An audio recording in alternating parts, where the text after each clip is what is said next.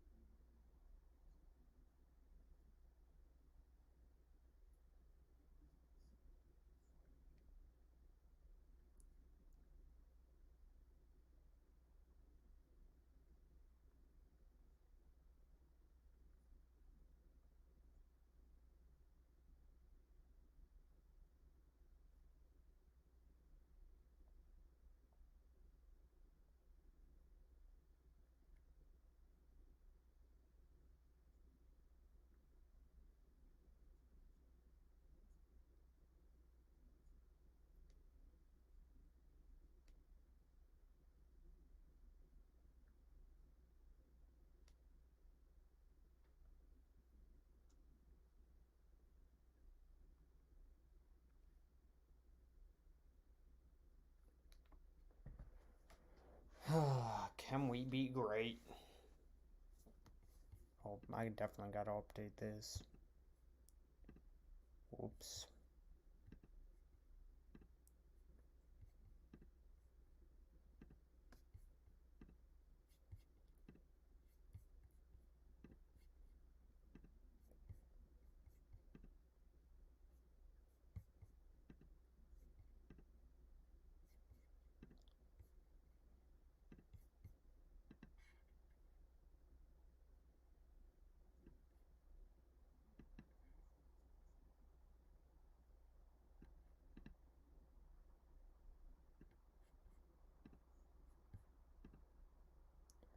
Yeet.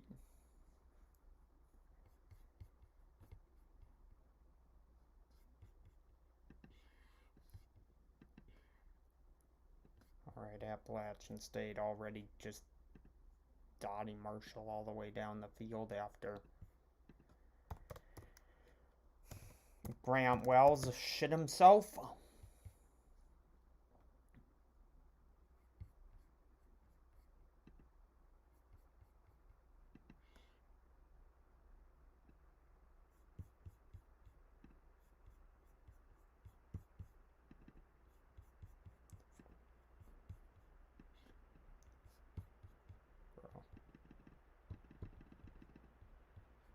Ooh.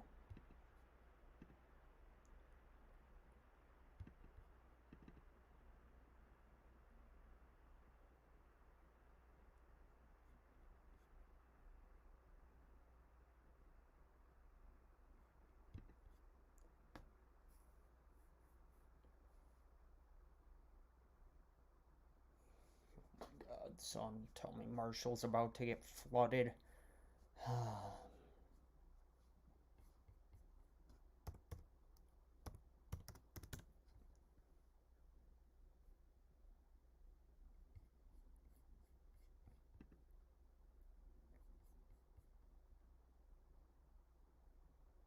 Zach plays Zach, pitching a shutout through 6 innings. Impressive.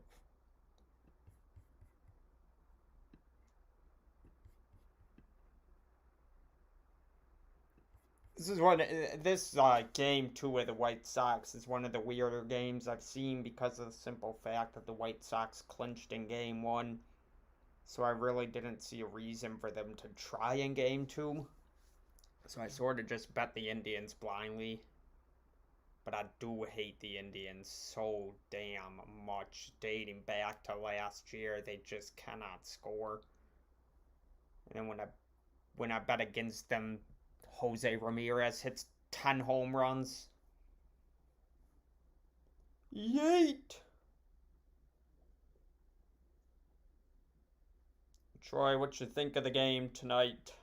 Are the Texans gonna dot, or are the Panthers gonna murder them? I genuinely don't see a way.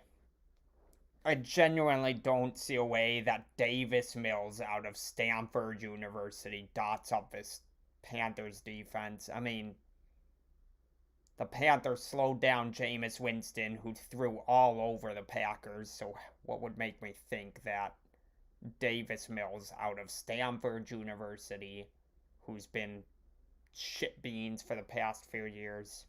I mean, I don't know though.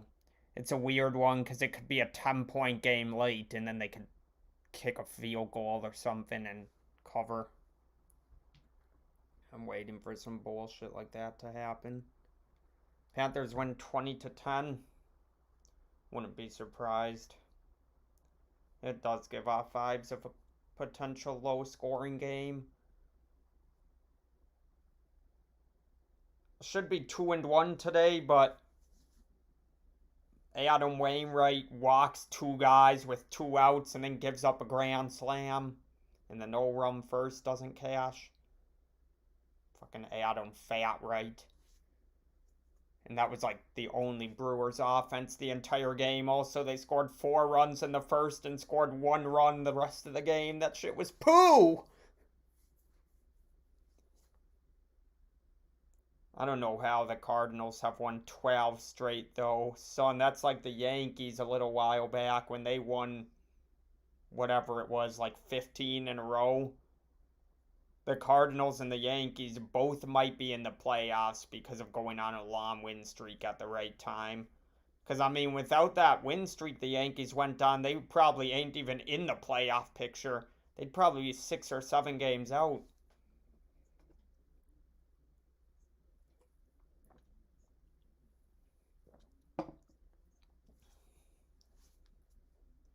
Gary Sanchez really did dot yesterday, though.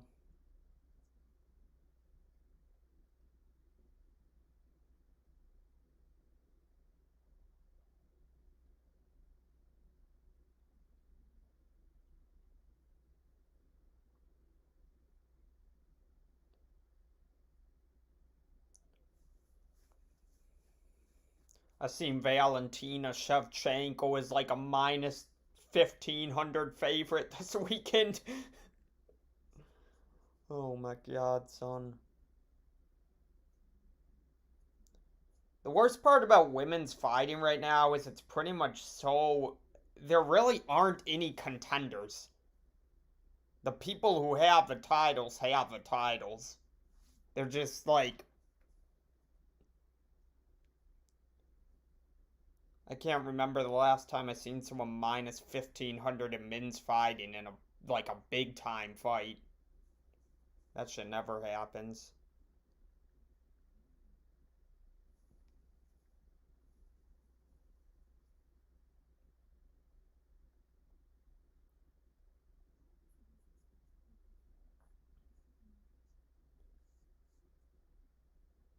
I guess.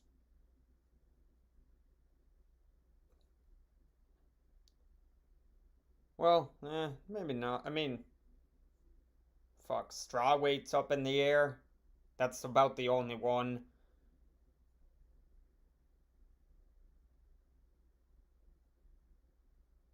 Because it's Rose and Jean, and then Joanna is still pretty good, but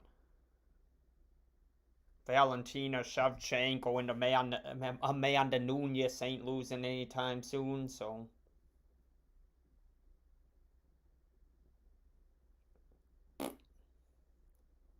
As the Indians.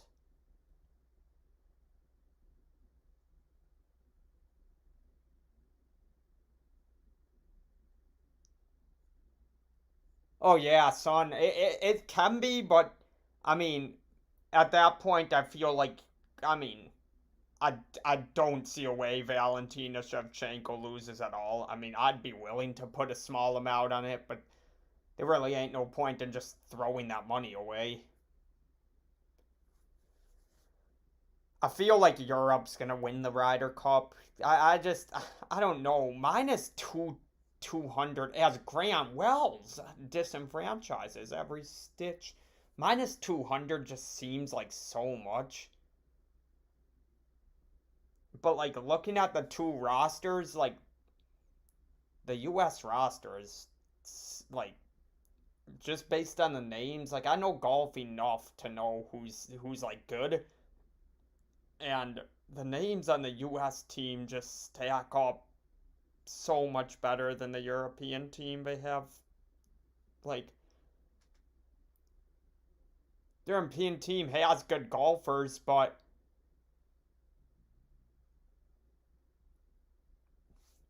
as the refs marked this dude a yard short when he caught the ball past the yard to get or the line to gain.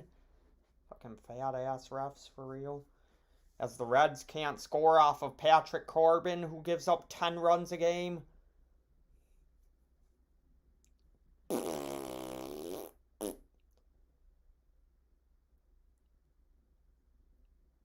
Fixing to stream till the end of the Panthers game, and then I'll hop off.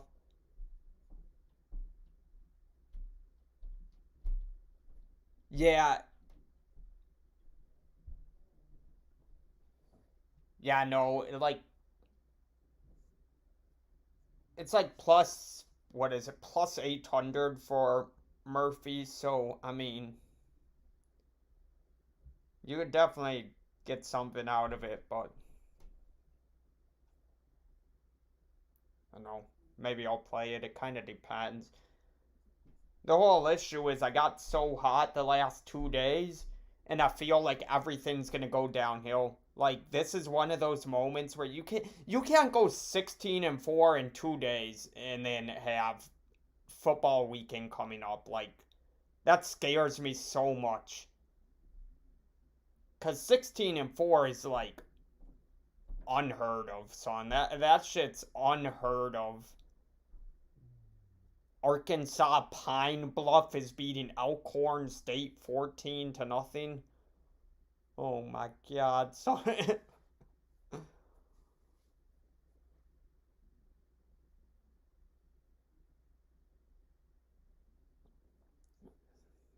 16-4 really, really scares me.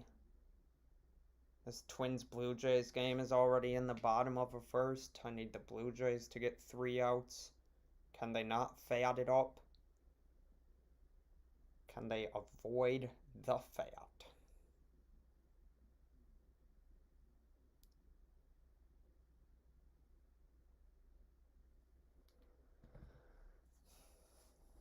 I'm definitely a little bit nervous for this Panthers game. Anytime you get up over a touchdown in the NFL, there's so much potential for a backdoor, like last year when what's his face, Nick Chubb took a knee at the 1 yard line instead of scoring.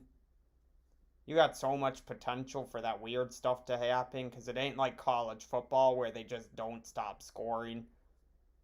If they're up by 7 in the fourth quarter, they probably ain't. Well, probably ain't even the word, son. They definitely ain't scoring a touchdown. If there's under 10 minutes and you're up by 7, they're fucking playing conservative like the Chiefs and probably risking losing the game altogether because they're idiots.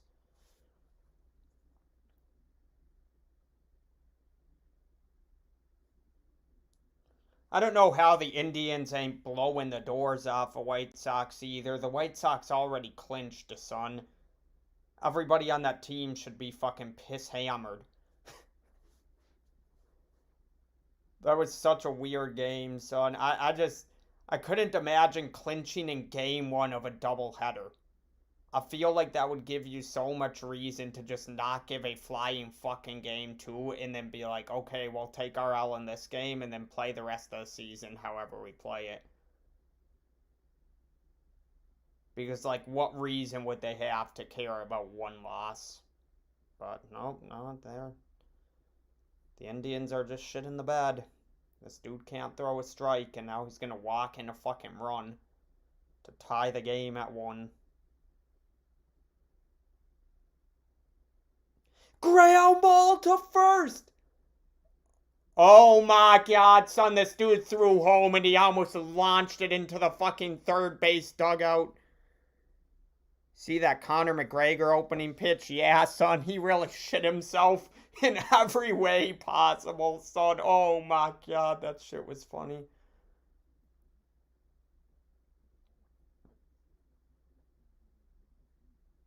Ugh, I ain't never been a fan of Conor McGregor either, so. But I will say this, I'm extremely excited for this. When's that third fight? Fuck, what date is it? It's sometime. It's coming up, I think.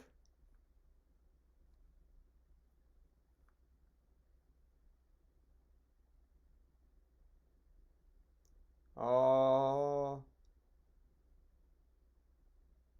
when is it? UFC. Wait.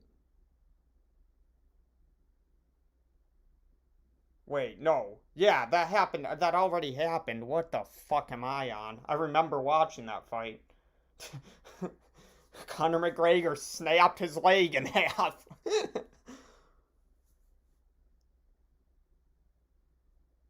God, son, that feels like it happened so damn long ago when it happened 2 months ago. Maybe they'll fight again because Conor McGregor snapped his leg in half. I wouldn't mind seeing Poirier McGregor 4.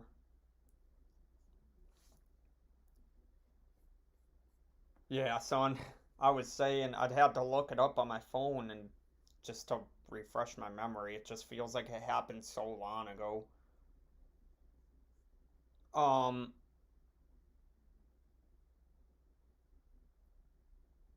I wonder, should I pull up a game cast of the NFL game when that starts, or should I keep it on this Marshall game? It's first and goal already? Oh, God. Wait, what did I miss? Oh, Marshall has the... Does... Yay! Marshall has first and goal, son. I don't know. They were at the 50 and now...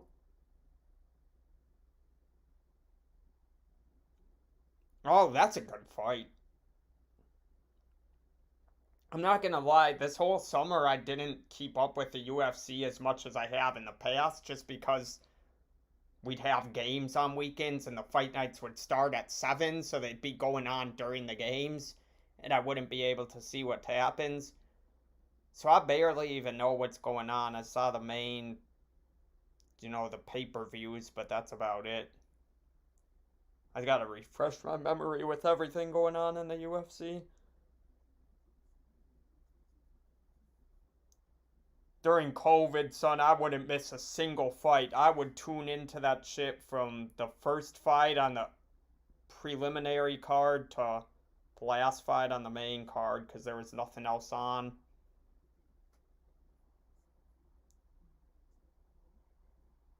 And the Giants and the Padres are headed to extra innings.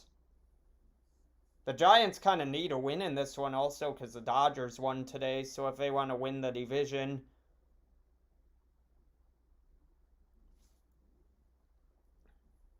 this MLB postseason race on in both the AL and the NL is pretty insane.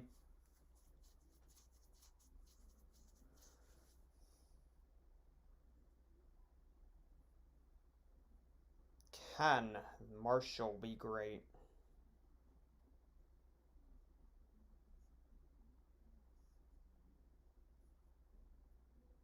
Why are they lining up in a triple option set?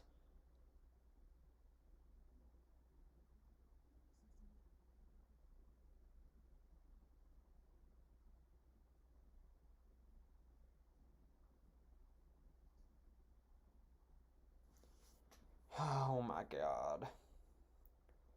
As the Indians pitcher comes in and faces two batters with the bases loaded and one out. The first one he got to ground out. Well, it was a fielder's choice to home. And now he's got a full count again on the second guy. Oh my god, son. He really gonna walk in a run to tie it? That would Oh, please.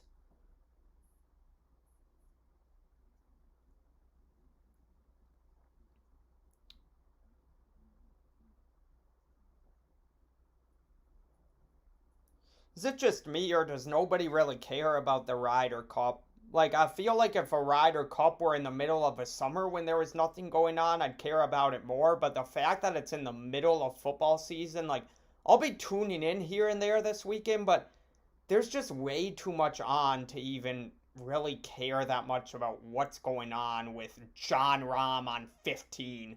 Like, I have my fair share of bets on it, but like, I don't know, football kind of takes precedence over Bryson DeChambeau on hole 4.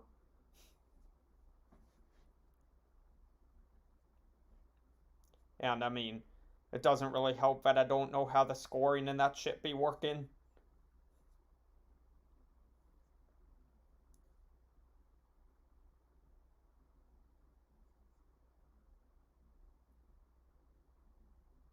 Oh my god, Marshall's kicker just missed a 22-yard field goal.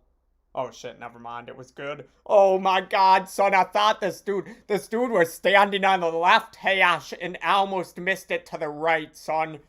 If you're standing on the left hash and miss a 22-yard field goal to the right, you gotta be the shittiest fucking kicker in the history of the world, son. I feel like you'd be more likely to fucking hit the guy holding the fucking ball than you would be to miss it to the right from that distance. I really thought he missed it, son. Oh my god. There was no net behind the goal post, so I didn't see it. And the Indians sell their souls, and the White Sox take a lead. Oh my god, son. This was such a fucking stupid bet. So fucking idiotic. Just blindly taking the Indians after the fucking White Sox clinch. The Indians are such a fucking pitiful program, I swear. Oh my god, they are a terrible fucking team. Well, Blue Jays Twins, no runs first, cashed. Yeet. Can the Giants be great?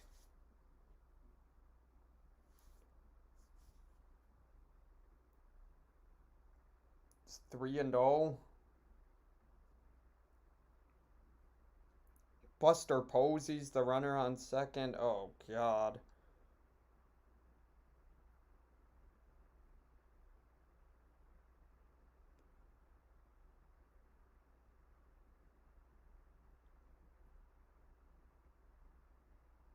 The Indians really disintegrated every stitch.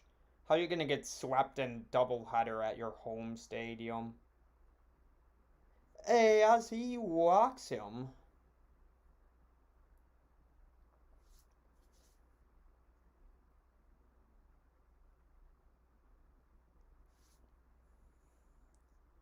The Giants scare me so much because I feel like I'm going to want to bet against them all postseason, and like none of their fucking pitchers should be good, but they are. Like Logan Webb has been great this season, and I don't remember the last time Logan Webb was relevant. Like Kevin Gosman's good. They got they ain't like the Dodgers who just got all these names.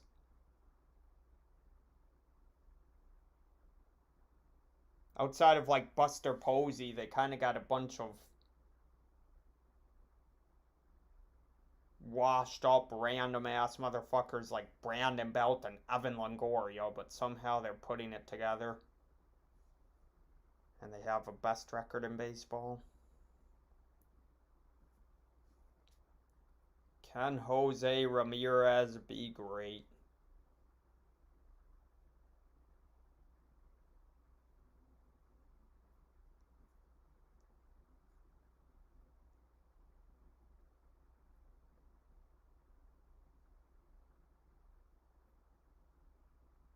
don't even know. When does the Thursday night game start? 7:20? Oh, okay. Poo.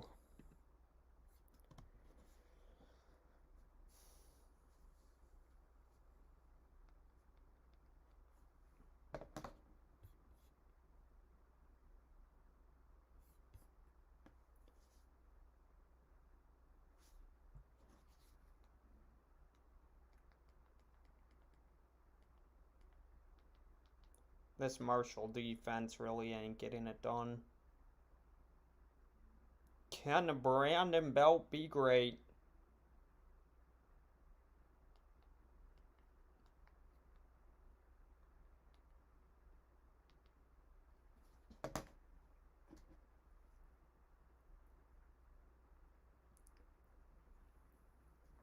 As a Brandon Belt works a 3-0 count.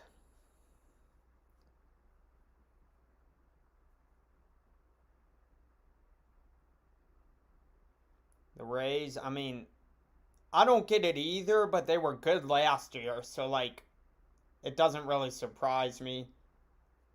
They just don't, their pitching isn't all that good. Like, I feel like there's so many there's so many teams in the AL that have better pitching than them, but somehow they're just stringing together. I mean, nothing about the Rays strikes me as that good. Their offense isn't the best in the AL. Their pitching isn't the best in the AL, but somehow they're whooping teams' asses. Then again, the AL is also significantly worse than the NL, in my opinion. In the NL, the Dodgers and the Giants are, you know,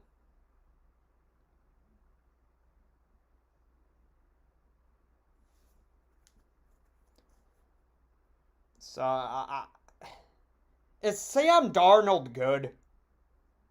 I feel like when he was with the Jets, I was one of the biggest advocates for, like, Sam Darnold is a good quarterback and just doesn't have a team, but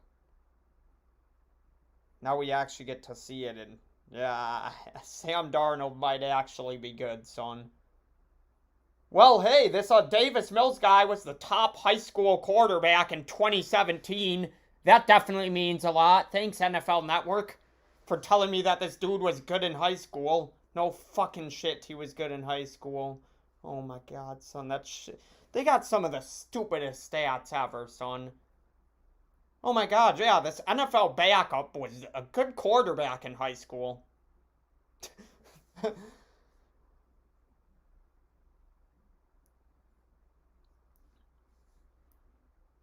He really is.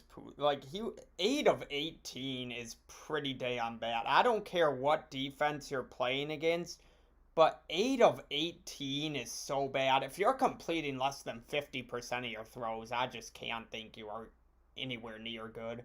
I feel like around 60% is kind of the threshold you're looking for most quarterbacks.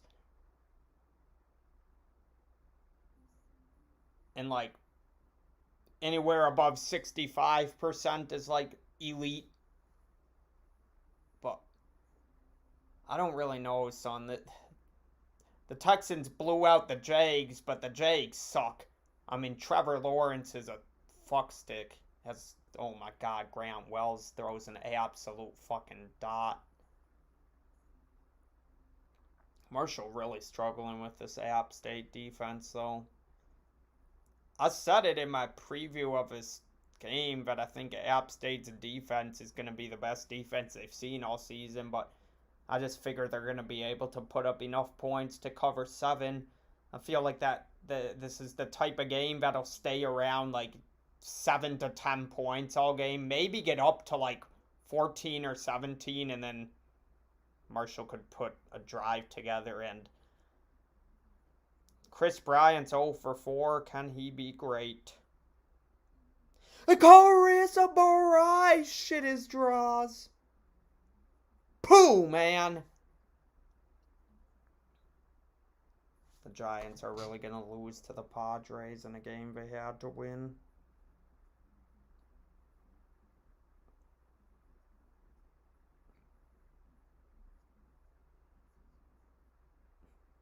The Reds can't score against Patrick Corbin.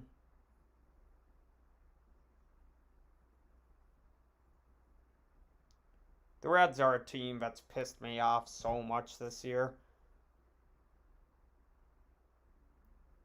Every time I bet against them, Nick Castellanos hits 3 home runs and they score 10 runs. Every time I bet on them, their entire offense sucks. And they've got like 3 dudes with the best batting averages in the entire MLB.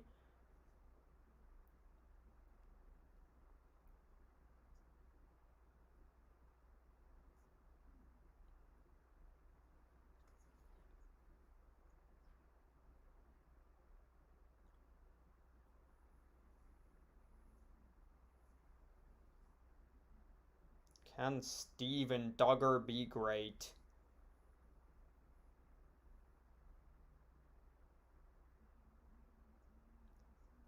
Oh my god, dude.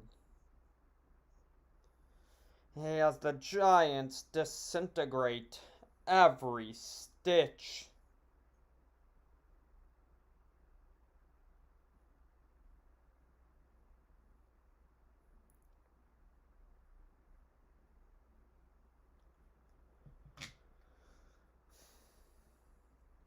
I don't understand why the refs in college football are from one of the 2 conferences. Like, I feel like for a game, for those non-conference games, if it's like Big 12 versus Pac-12, they should have like a Big 10 officiating crew.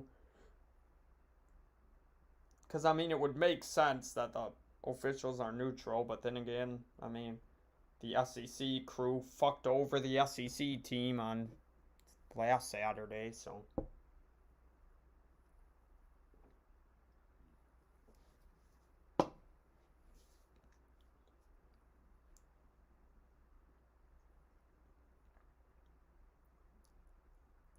As Grant Wells runs 50 yards behind the line of scrimmage and gets a fucking intentional grounding penalty.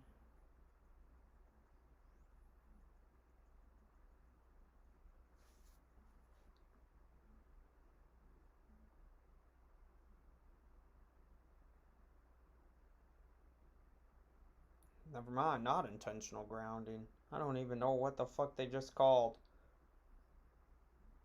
Oh, never mind. Illegal shift. As the wide receiver moves before the snap.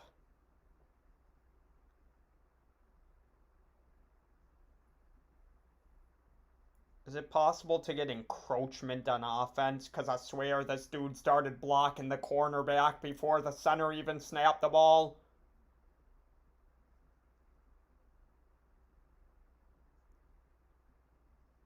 Also, I don't know if any of you guys are watching this Marshall game, but something is flying across the screen on every play, and I swear I think there's a flag on every single play. There's like a bird or something that flies across the screen in the middle of every play. Or maybe it's just windy as fuck and some dudes are losing their napkins in the stands or some shit.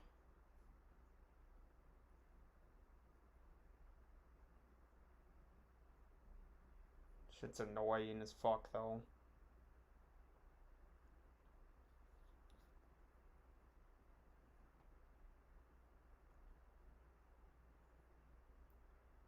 Alright, I'm picking the Texans if everybody on NFL Network picks the Panthers, because the last time everyone on a Thursday night game picked one team, the Cowboys almost beat the Bucks. Oh, Marshall receiver almost makes a one-handed catch. Oh my god, son.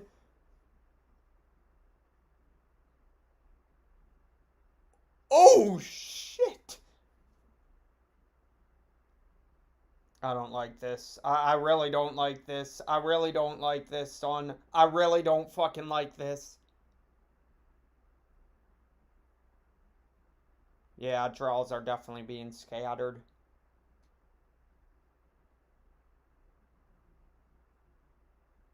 fuck, man. Everyone's on the Panthers. Yep, that's GG, son. It's GG, son. I know for a fact they ain't covering. I absolutely know for a fact they ain't covering now. Oh my god. Fuck me. If I'm gonna bet it, I'd just take Texans money line and even my losses out, but I can't bring myself to bet on Davis Mills either. I absolutely hate this so damn much, though. I absolutely hate everybody on NFL Network being on the same team. I absolutely hate it.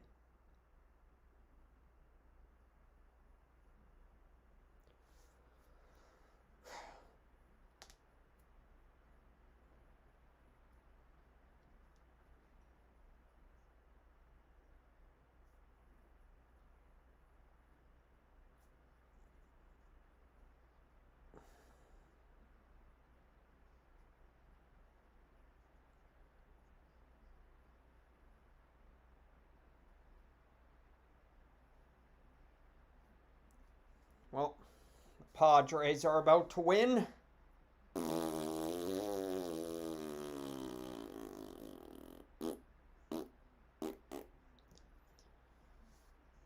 I'm really just hoping I can, like, hold serve until the weekend and kind of keep my winnings up because, I mean, I don't need to have great days. I just kind of want to stay positive. I mean, I'd love to keep having great days, but 16-4 in 2 days just ain't. That shit scares me so much.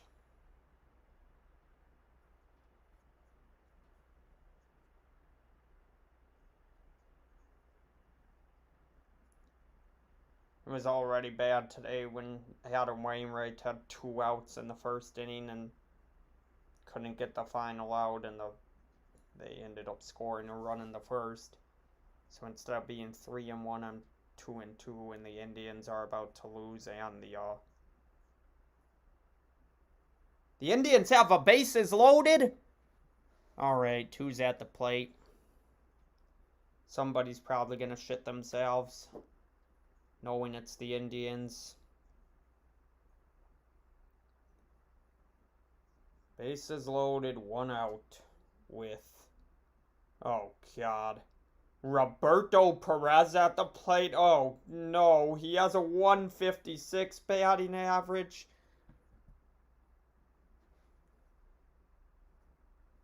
And the Padres have a winning run on third.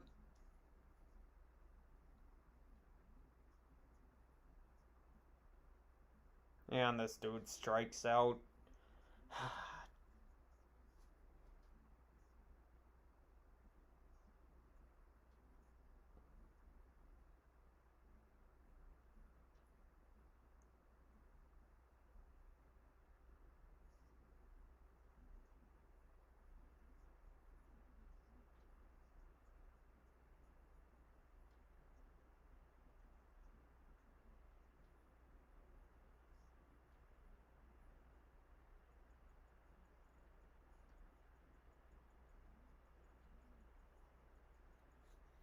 Yeah, I fucking struck out swinging at shitty pitches.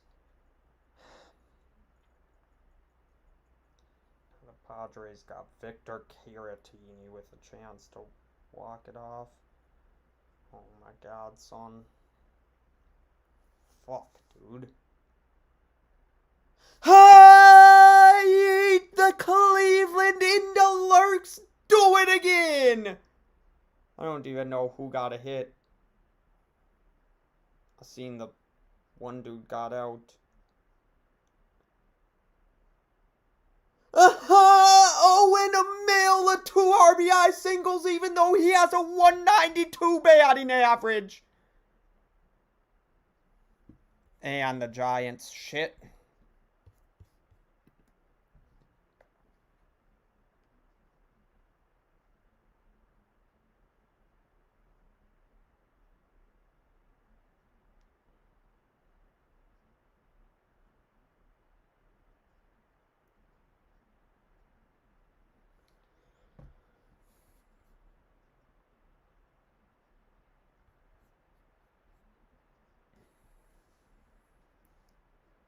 They're reviewing this. If this guy was safe at the plate on this Indians game, and he was, he definitely looked safe.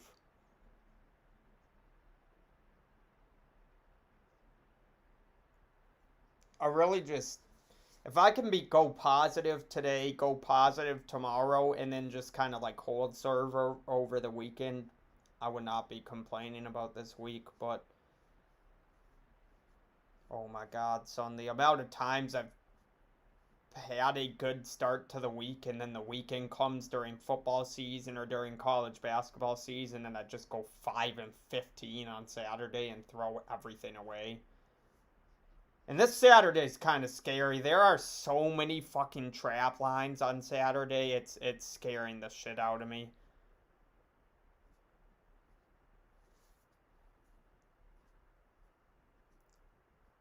It's like, why is Missouri only a 1.5 point favorite against Boston College when Boston College has a backup quarterback in?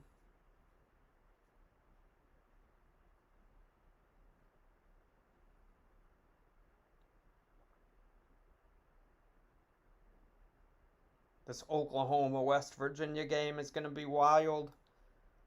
I can't bring myself to bet on West Virginia because I know if I bet on West Virginia, this is going to be the game that Oklahoma just goes out and wins by 50. Because, I mean, Oklahoma lost to Kansas State last year right away. Like, they started the year bad last year. It's so scary because you know they have the talent. I think I'm just going to bet the over in that game because I don't think either defense is all that good. And I feel like both offenses can score. Just can't bring myself to bet on West Virginia plus 17. It's almost the same thing with Clemson, but I think NC State's a good team.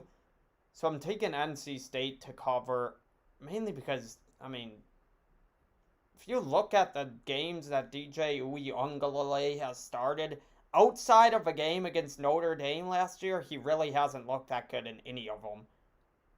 He's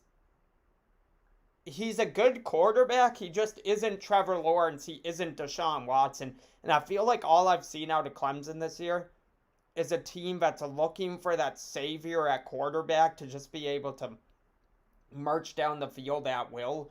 And it's just not there for them. It just isn't there.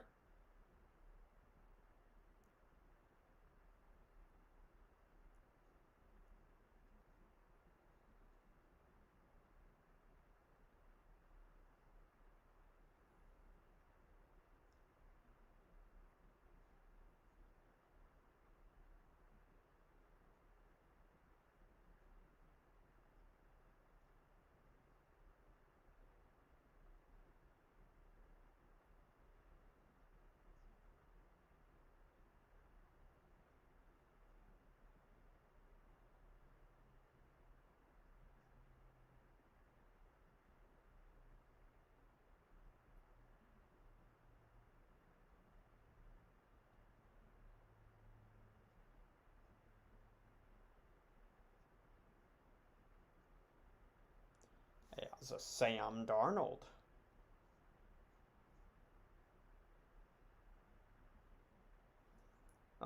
Yeah, it definitely is. I mean, by the end of the year, the top teams are going to rise to the top. I mean, that's just how college football works. But most years, we don't really see this. Most years, it's like you kind of know, like we knew who was going to be good coming into the season, but nobody's really looked all that great. But I will not be surprised when the playoff ends up still being. Oh my God, that's PI! Oh, and not. Well, the refs steal the game from the Panthers. Bro, what the oh my God, son. Well, the refs still fatting it up, I see.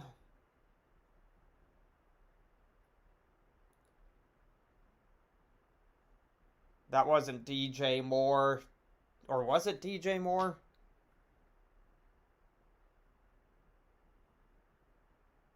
I don't know why. Everybody's switching their numbers this year, I swear. I thought it was a different. I thought they maybe had. Nope, yeah, it was DJ Moore. He got tackled, but why is he wearing number 2? Like, I don't understand it, son. Every player in the NFL decided to switch their number this year. I literally thought that was Elijah Moore or some. I mean, Moore is a pretty common last name, so.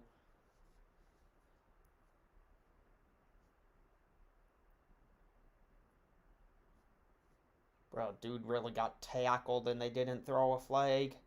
Dude was pulling on his jersey before the guy even threw the ball. Shit's so fat, son, I swear.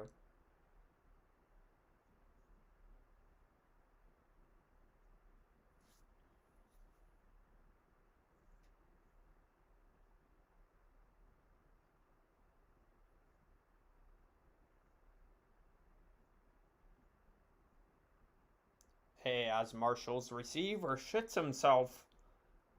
Oh my god, son.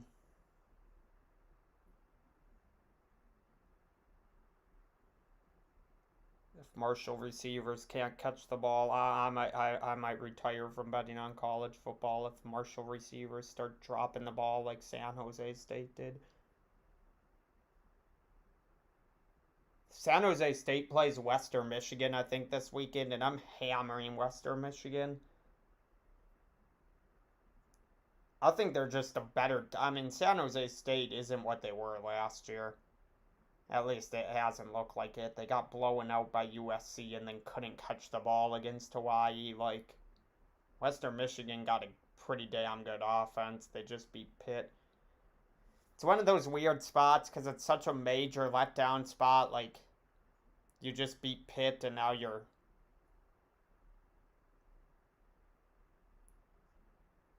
playing against a team that barely hung on against Hawaii. But I don't know. Football season's such a crazy year because, I mean, I'll be looking at these lines, talking about these lines the entire week. It's like when you got college basketball and stuff, you got one day to look at everything, and the Indians closer comes in and shits himself, and the Indians are going to lose. Dude lets the first 2 runners get on base. Fucking Emmanuel Class A. Fucking shit his draws A. You let Billy Hamilton shit all over you, son. He has a Graham Wells of dots! Height!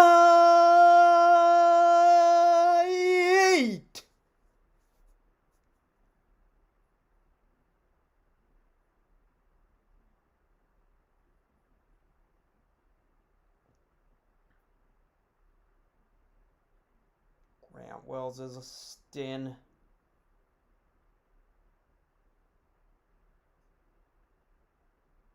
The Indians really about to lose to a B squad. I mean, son, I looked at that White Sox starting lineup for game 2 and oh my god, son. I mean, they took everybody out.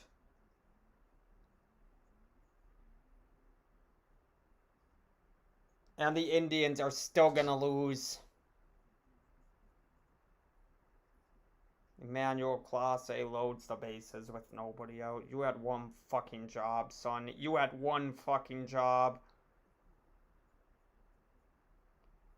Let's look at their game 1 lineup compared to game 2. Tim Anderson, he's out. Jose Abreu, he's out. Luis Robert, he's out. Eloy Jimenez, he's out. Like the main 4 guys are out and the Indians still can't beat them.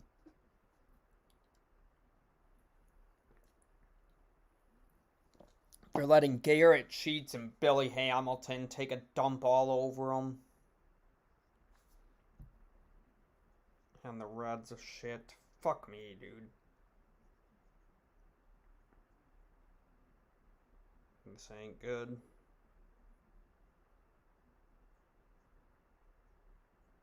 This really ain't good. This really ain't fucking good. There just isn't a chance Emmanuel Clase gets out of this. And with the bases loaded, this dude hits a ground ball to first, and the Indians manage to not get a single out on it. Oh my god, son. This dude looked like he wanted to throw home and just didn't throw the ball.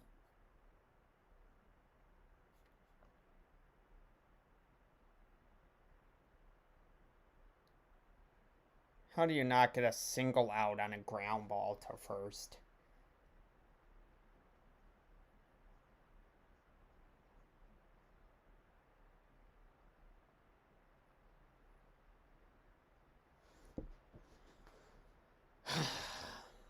God, son, draws were shat.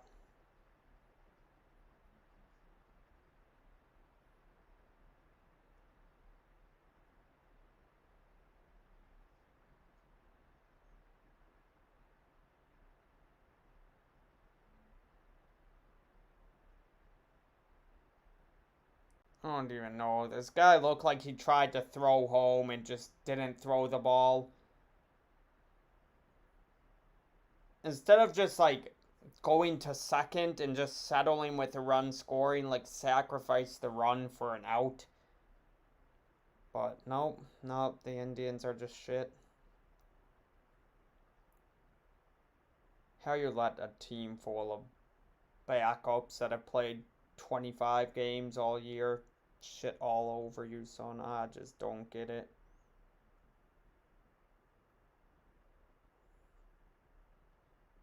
Emmanuel Clase really is a shit can. I knew I shouldn't have bet this fucking game. I looked at it initially and didn't want to, but the second I seen the White Sox clinched, I was like, I might as well take the Indians in game 2. Because they ain't gonna be playing anybody. Nope, Emmanuel Clase got 1 out.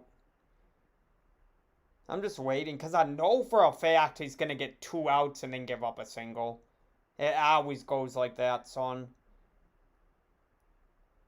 Every time I have like a no-run first inning and they have second and third no outs, and I'm like, well, this shit's dead, and then the dude gets 2 outs and doesn't give up a run, and I'm thinking maybe, and then nope, the next guy's singles.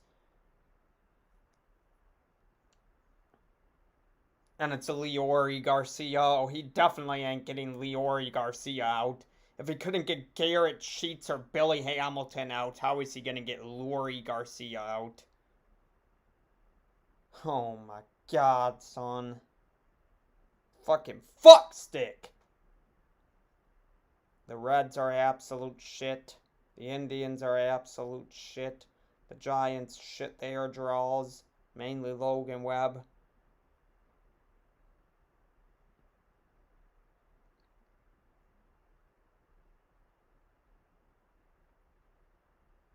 Oh, ground ball to short. He gets the second out of the inning. It should be the third out, but this dude doesn't know how to throw the ball, and on a ground ball to first with the bases loaded, they don't get a single out, son. That's genuinely hard to do. How do you let him hit a ground ball to first and not get a single out? Like, I mean, if you can't throw home, at least to turn around and get the out at first. As DJ Moore disenfranchises every stitch. They gotta start throwing to Robbie Anderson more, son. DJ Moore, ain't it?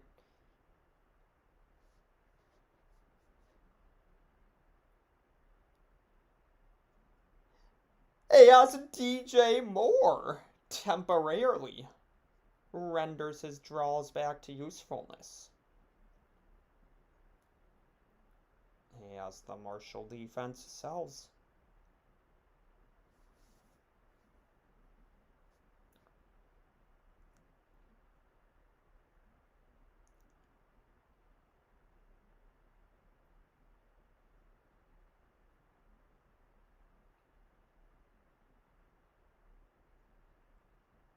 traded DJ Moore for Robbie Anderson in our league because, well, it was Robbie Anderson and one other player, I'm pretty sure. I don't even remember who. I didn't see reason. I feel like I felt like Robbie Anderson was poised to have a good year, and he had a good game in week 1, but I don't know. That one's weird. Because I feel like DJ Moore is a better player, but Robbie Anderson has that chemistry with Sam Darnold already. They're one of those teams where I feel like they have 2 weapons and that's about it. And in any given game, either one of them could go off for 40 points and the other one could do absolutely nothing. So I don't think... And then they obviously have Christian McCaffrey, who's, you know, gonna do Christian McCaffrey things. Alright, Emmanuel Clase is ahead of Yasmani Grandal 0-2, son. If he lets this guy...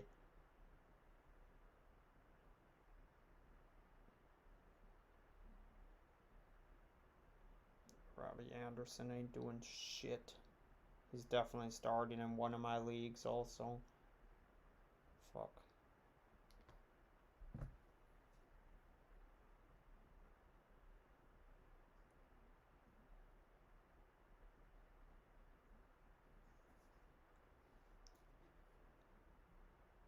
I almost took the Robbie Anderson first touchdown. That one actually felt like a decent bet, but I didn't take it. I don't even think he's on the field, son. What number does he wear? I can't be keeping up with this shit in the NFL, I swear. Every player decided to switch their number this year. He has to be 11. Oh, goal line fade to Robbie Anderson. It's a goal line fade to Robbie Anderson, son. They're running it. Sam Darnhorse does it again! How you let Sam Darnold run the QB option against you? This dude, Emmanuel Clase, really got out of it, son. How?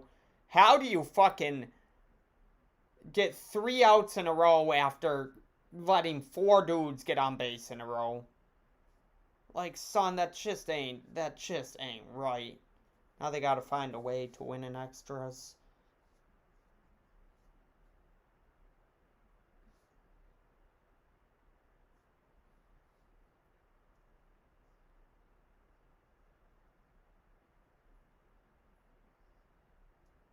Or, well, I guess it's not extras yet. It's the bottom of the 7th, but... Also, why did Marshall kick an extra point when they were down by 1? I never understand that, son. I never understand the idea of being down 7-6, 14-13. I don't care where you are in the fucking game. There is no reason that you should be kicking an extra point instead of going for 2 to go up by 7. The difference between 6 and 7 means absolutely nothing. I mean, kickers... In the NFL, it makes a little bit more sense because kickers can actually miss extra points in the NFL. Kickers aren't going to miss extra points in college football. I mean, it has happened, but it's such an easy kick. It just ain't no point. I guess the head coach at Presbyterian is like a psychopath or some shit. There's like a bunch of stories about him, but he never punts. He never kicks field goals, always goes for 2, and then he always does onside kicks. Like, the team doesn't even have a fucking punter. Imagine being the punter that commits to Presbyterian and you... I feel like the kicker probably... Like, son, the kicker's basically just an onside kick specialist. I don't even know. They might have a fucking receiver running the kicker because they're more athletic and can get to the ball quicker. Just to have your fucking backup wide receiver practices onside kicks. That shit would be... Shit's so funny, though. I've just been seeing stories about that, and they're winning games like 79-30.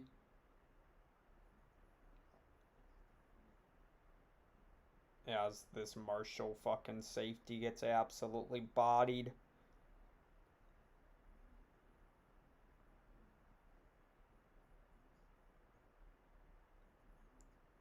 Can the Indians be great?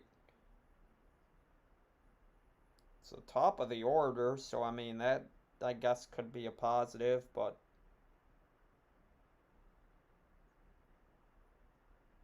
we need somebody to hit a nuke.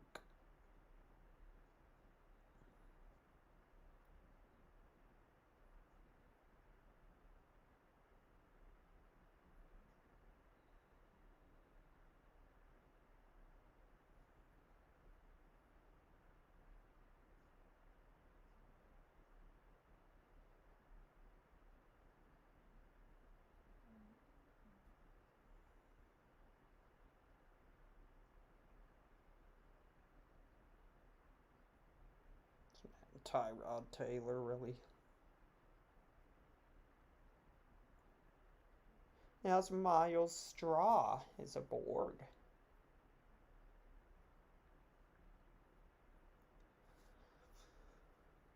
Oh, God, son, I still can't believe this Texans team traded Oh, my God, is the refs a shit? Bruh, no fucking chance, son.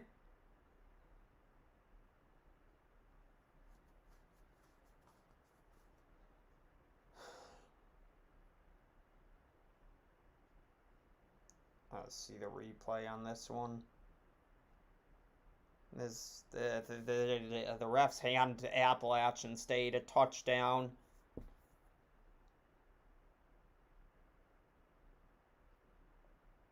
Bro, that just ain't PI. That just is not PI, son.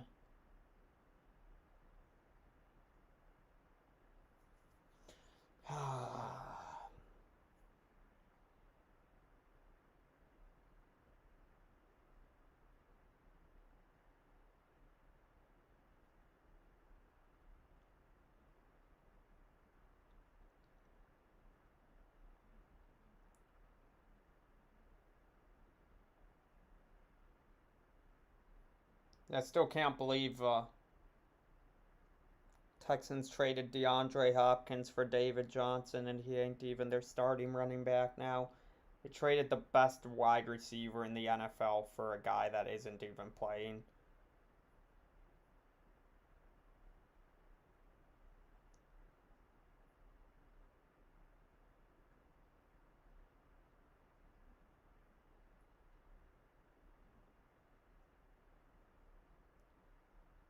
How you give up a best receiver in the NFL for David Johnson?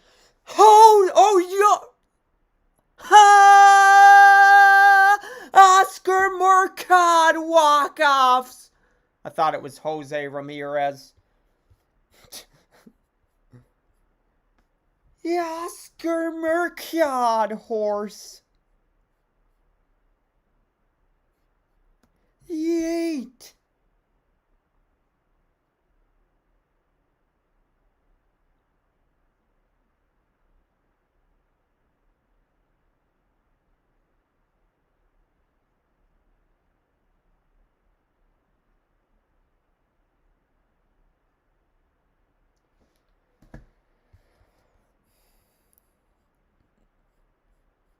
Fucking Oscar Mercado really goated.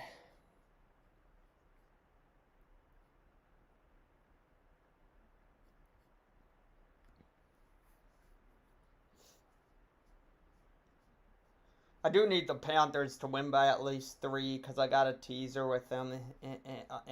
I got a couple teasers this weekend that I really like. I'm just...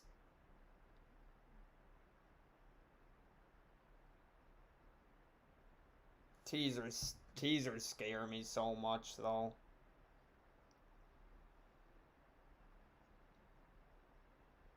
Because, I mean, all it takes, like, last weekend I had the Saints won. I would have won that teaser, but that was the only bet that didn't cash. And that was, I mean, that wasn't the greatest bet either because they had so many guys out. But going back to the well with them this week.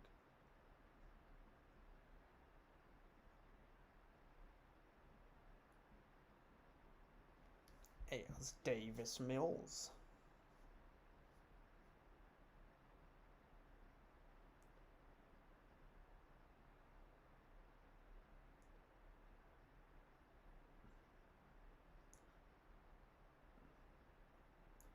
I'm going golfing tomorrow for the first time in like 3 weeks, son. That's gonna be something else. Son, I'm a different breed of awful at golf. I have my moments, but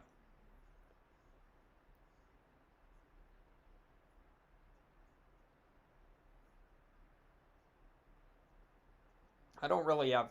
Once football season started, I ain't really had any time to go golfing ever. Like once football season starts, my schedule's pretty much booked. I mean, there ain't a shot that you can get me to do anything. I mean, from Thursday night to Sunday night, I'm busy. Oh! Marshall Trick plays on the kick return, does it again! And he is into the end zone! Son, the cameraman really got fooled. The cameraman really got fooled, and they fucking pan across the field, and this dude's already at the fucking 10-yard line with nobody within the 10-yard vicinity of him. Oh my god, Marshall really dotted. They ran a fucking fake lateral, and this dude just hit the seam, and oh my god, son.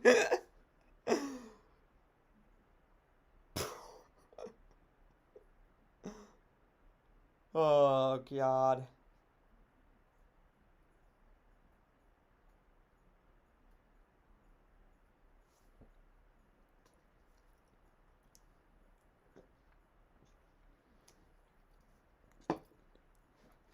I've seen it all.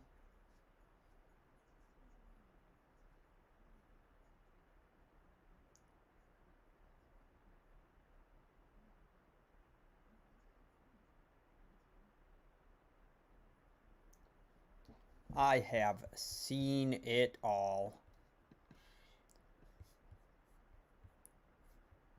Alright, give me a second.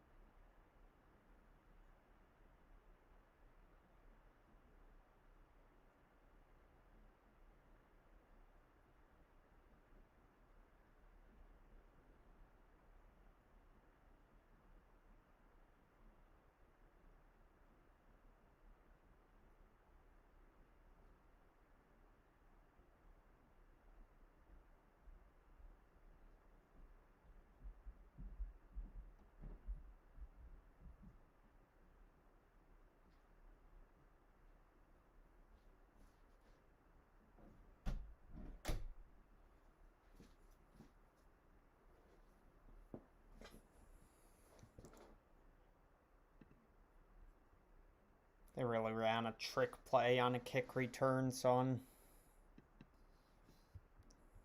That shit was funny. How you get trick played upon on a kick return?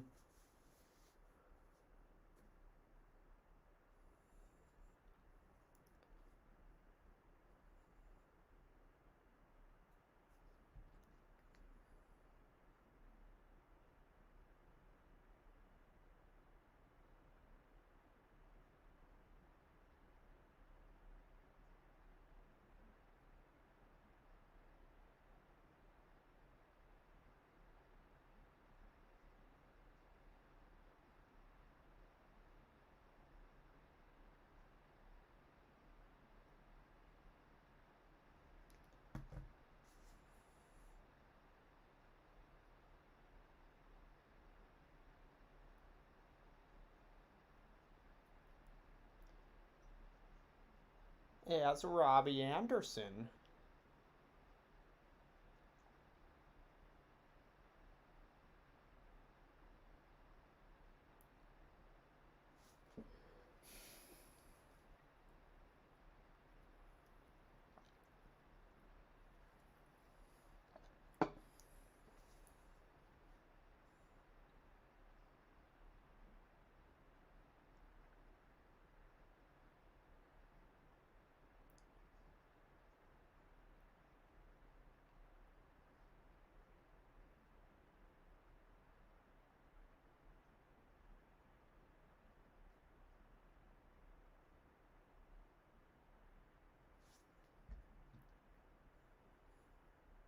As Christian McCaffrey.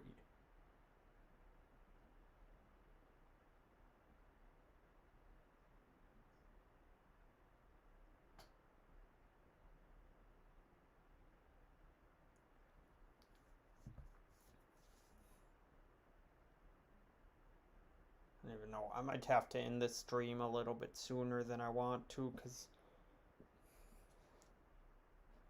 well, I don't know.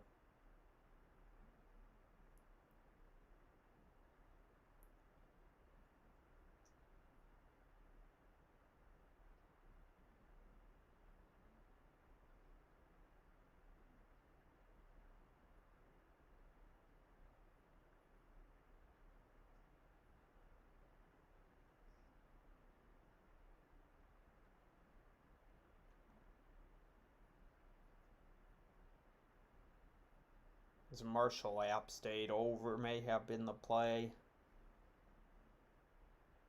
I just never know. App State's got a decent defense, so the over kind of scared me.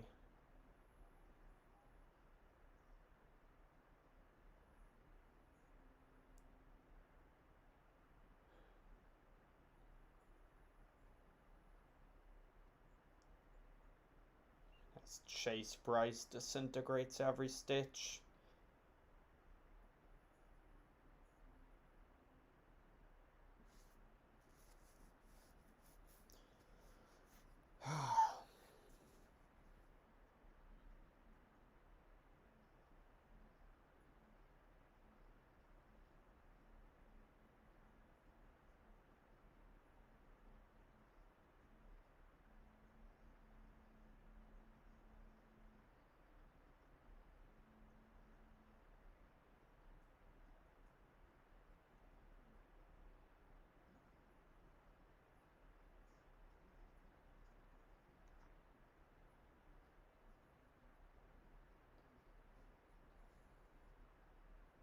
Marshall's at least hanging around in the first half. Kind of scared me early on because they got shut down on their first drive, and Appalachian State just had no problem marching down the field on them, so I was a bit nervous, but at least they've hung in there.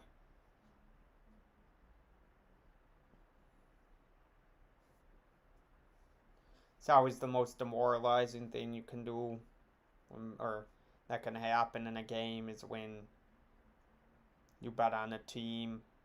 I mean, unless you have them, plus like 28. When you bet on a team and they quickly fall behind by 2 possessions, it's just like, well, fuck.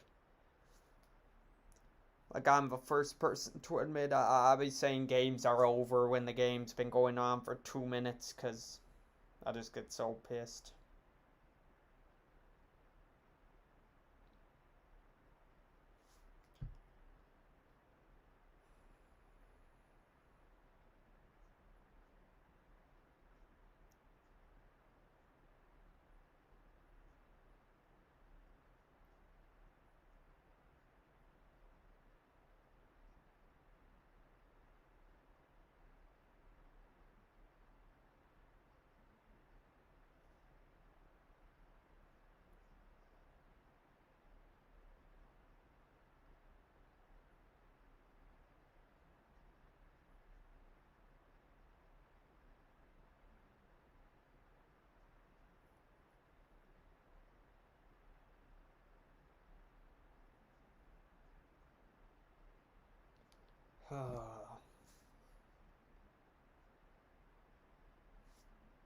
As Robbie Anderson was wide open and they don't throw it to him.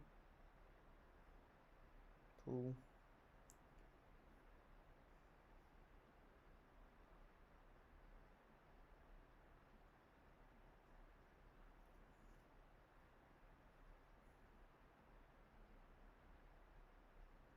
Oh my god, son. Christian McCaffrey is a fucking dog.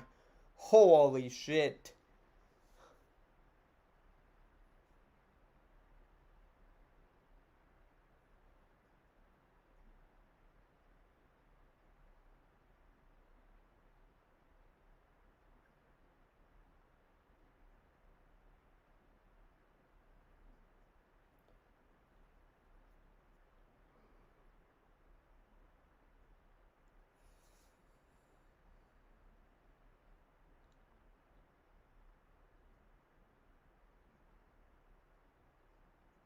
Ran a QB sneak on 2nd and 1.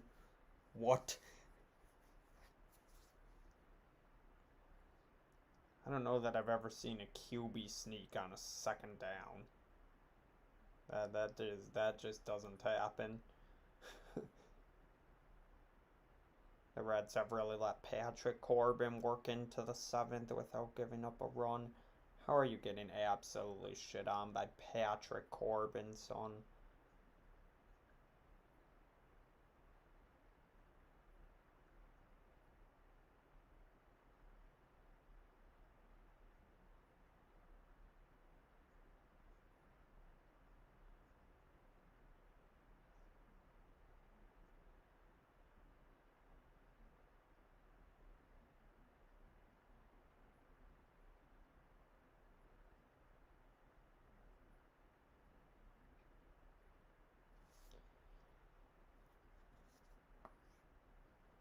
Your city tonight.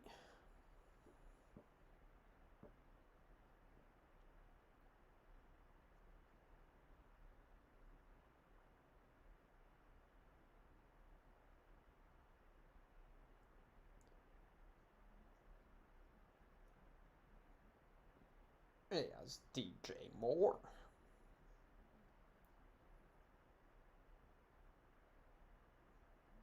This man, DJ Moore.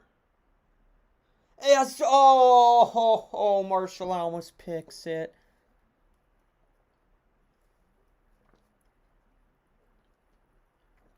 As a Chase Bryce.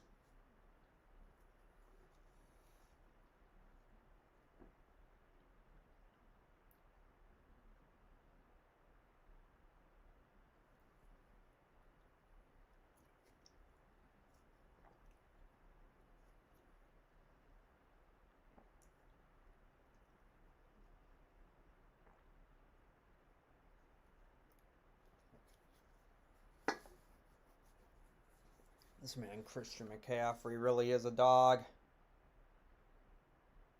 Panthers win 33-0. Let's definitely not say that right now.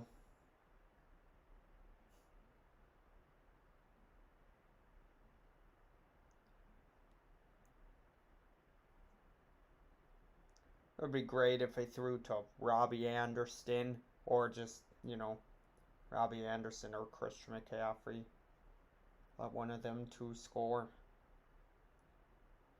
I'm 0-2 in our league, Troy, so I basically need a win. Oh my god, as the Panthers' backup running back disintegrates his draws.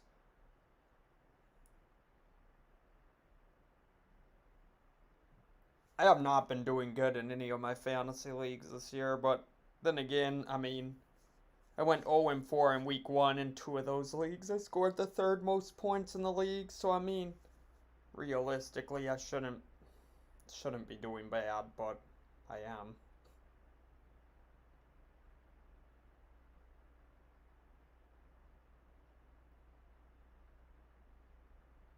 Then again, it's still week 2.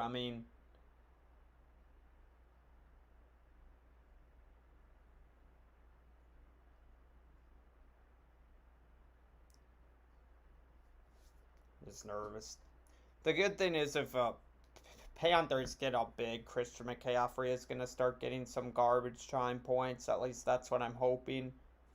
I don't even know who I faced this week either.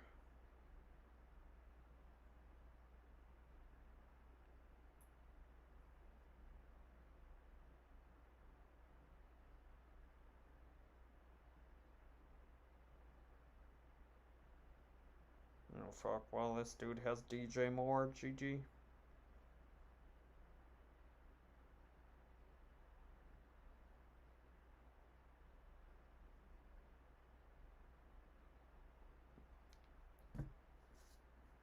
I definitely need someone other than DJ Moore to do something. Oh, they gotta go for it. They gotta go for it, son.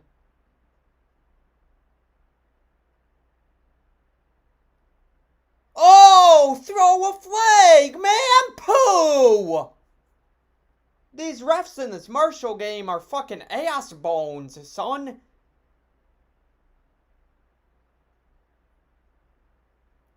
They call PI on play that definitely wasn't PI against Marshall, and this guy gets tackled running a fucking fly route, and they don't throw a flag. Yeah, and the Panthers sell out.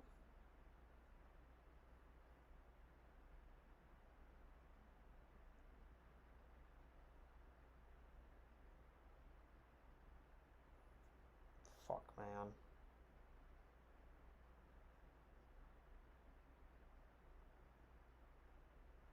Oh, he might have actually had it. Holy shit. That's a lot closer than I thought it was.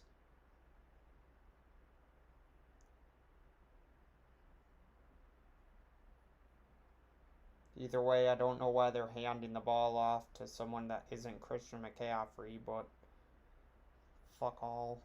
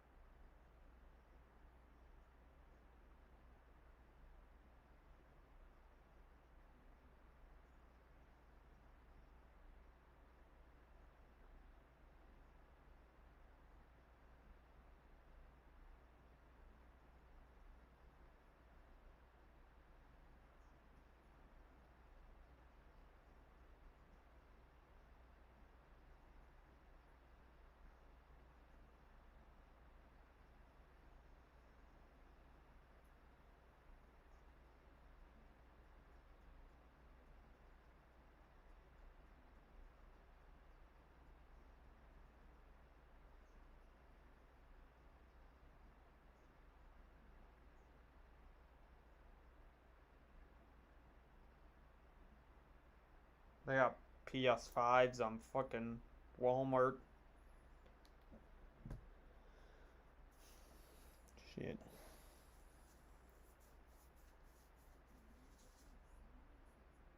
I'd probably buy one if I wasn't making a trip to Louisiana Stins in a matter of a couple weeks.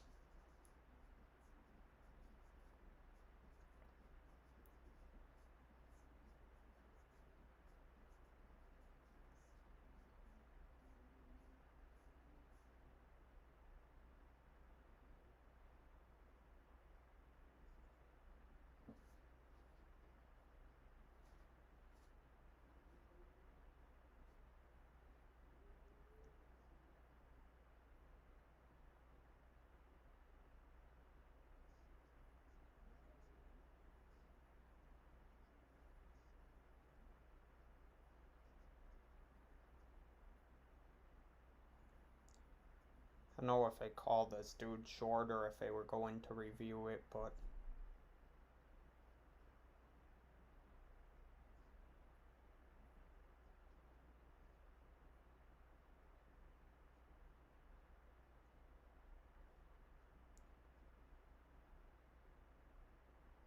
yeah, I seen that.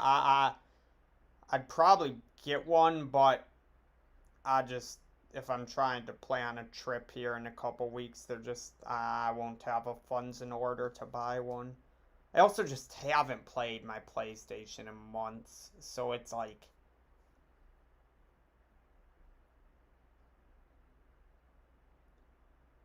I was saying I was gonna play Madden a lot this year, and it just never happened.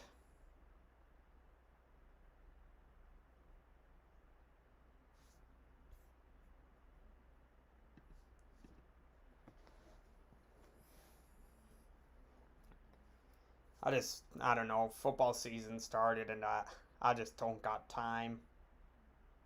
I pretty much do DoorDash during the day, get home, and I'm watching whatever games are on, previewing games for the weekend, recapping games the previous weekend, doing all that stuff. So I just got no time to really do anything.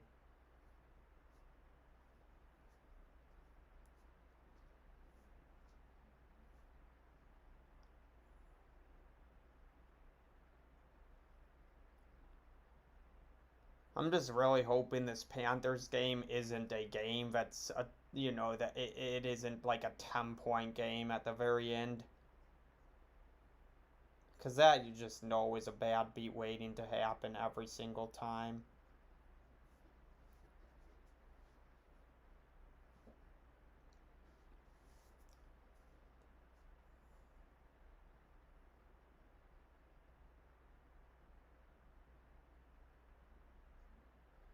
Hopefully they get up by like 17 and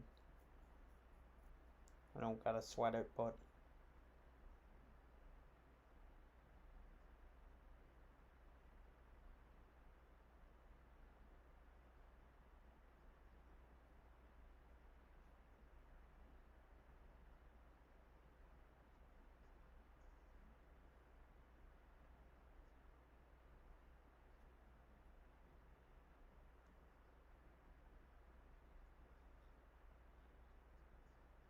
is the Panthers defense actually good, son? Because I mean, they were able to slow down the Saints. I just don't know. The Panthers were the same way last year, where I think a bunch of people thought they were good and they ultimately just kind of shit the bed. This feels so similar to what they were last year, where they're kind of like gonna hang around as a decent team, but they're gonna have one really bad loss at one point or another, and then things are gonna go downhill.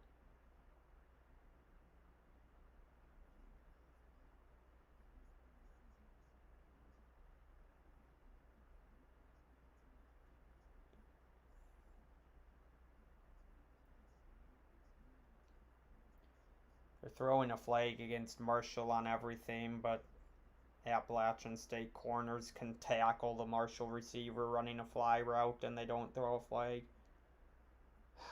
This game makes no sense, son.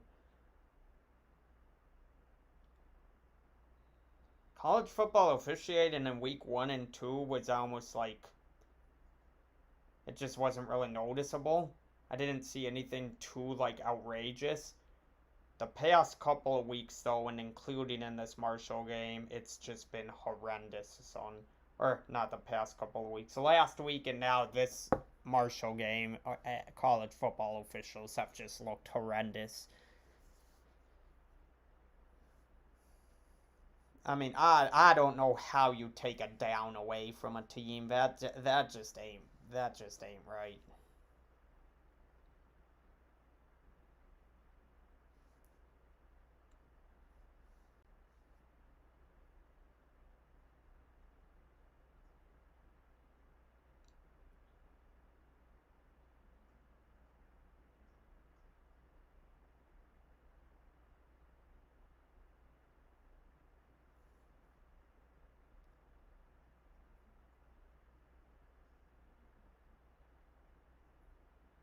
And after getting gifted 20 pass interference calls, Appalachian State is into the end zone.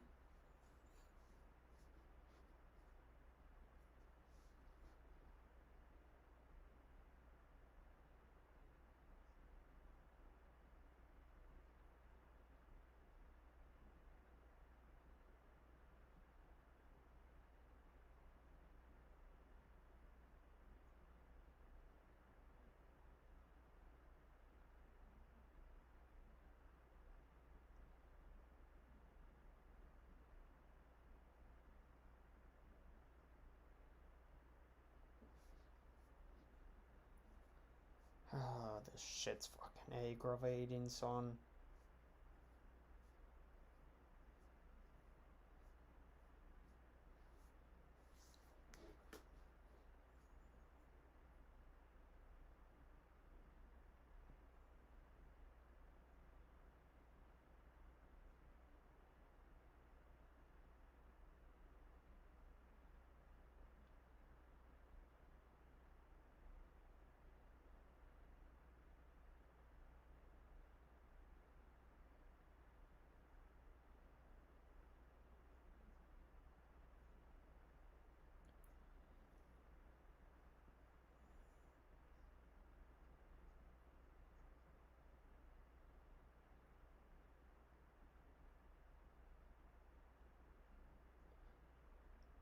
There's a Dory Jackson.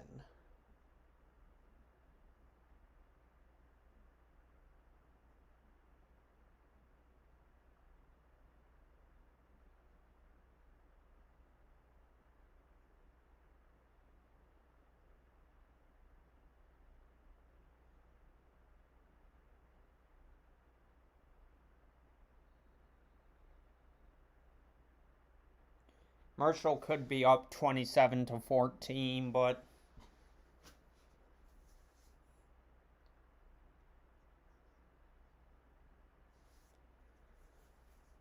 Appalachian State defenders have a freedom to tackle receivers when the ball's 50 feet away from them, and if a Marshall player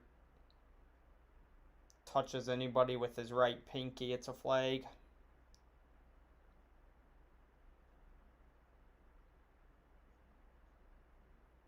This one's way. I got a bad feeling about this one.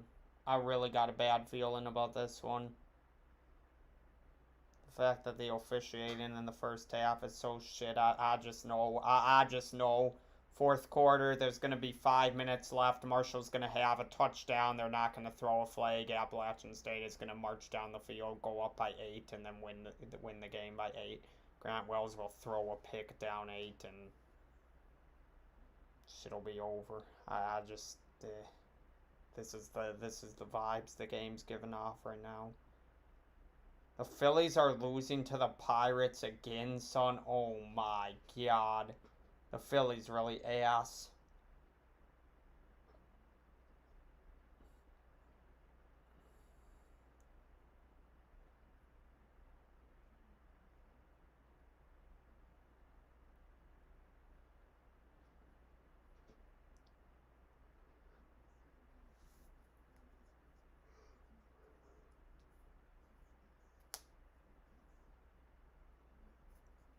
Alabama has won 99 straight games against unranked opponents. Holy shit.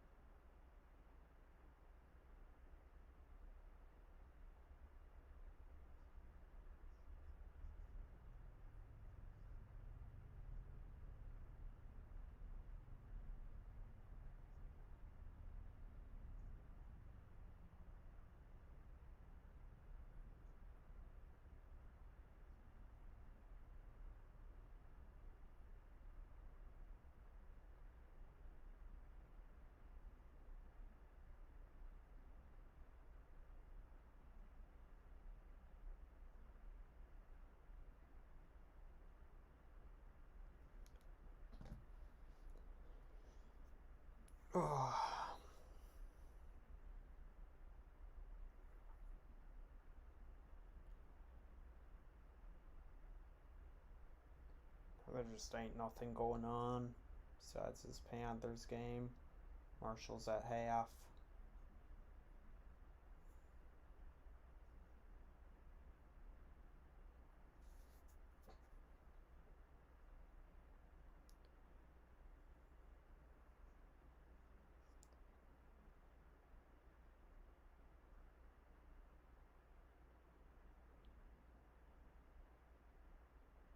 This is a pretty big drive if you bet the first half at all, because that spread was 4.5. So anybody who bet first half Panther, well, first half either side is definitely sweating right now.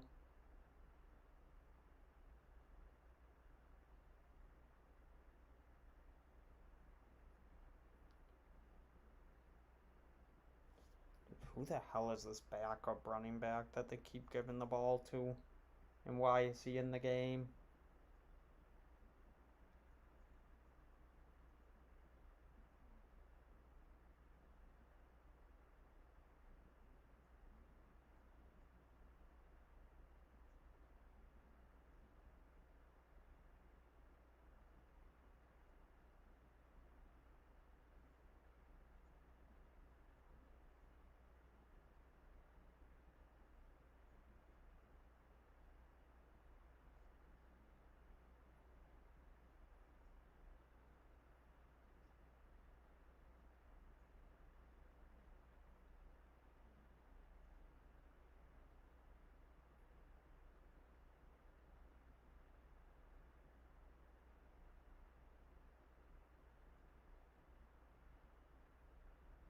There were tickets to the Angels game tonight for $1, son.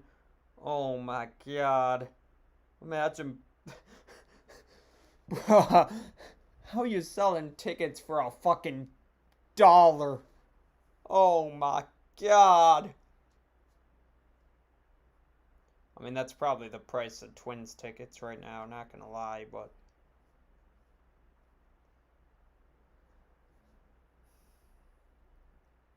I almost feel like no matter how good a team is, once football season starts, the ticket prices are going down.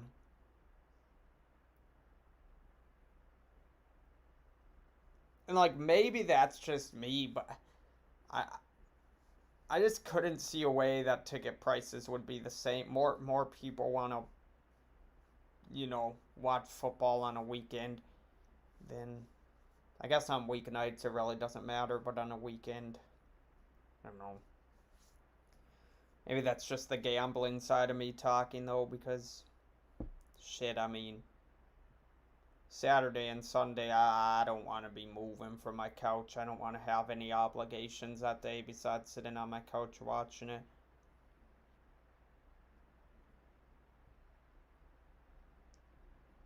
Wait, he got hurt? Well, fuck me in the ass. I'm going to be 0-3 in our league. I did not know he got hurt.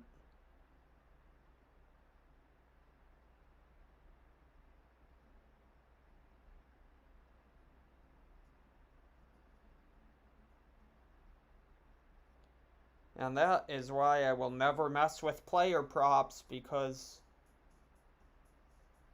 you take CMC prop for anything, he was doing fine, and now he's hurt.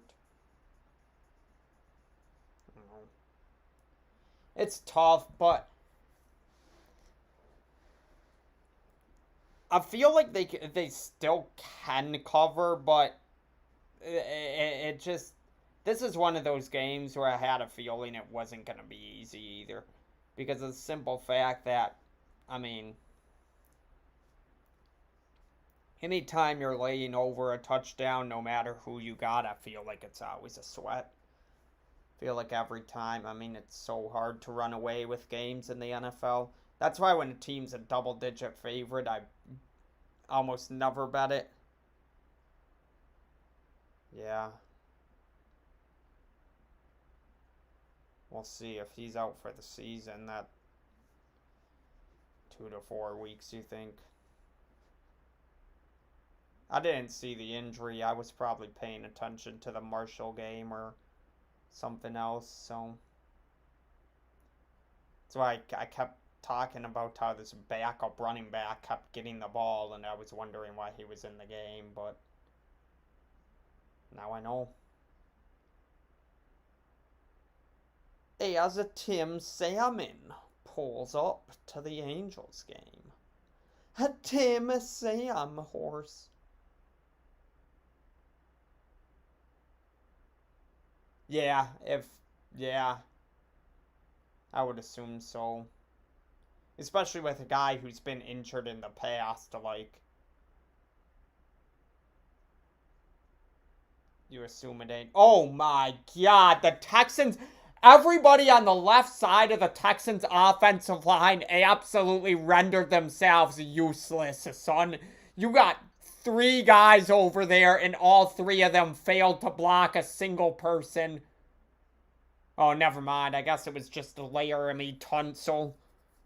Oh my god. Well, the left guard. The left guard picked up the wrong assignment. Brother.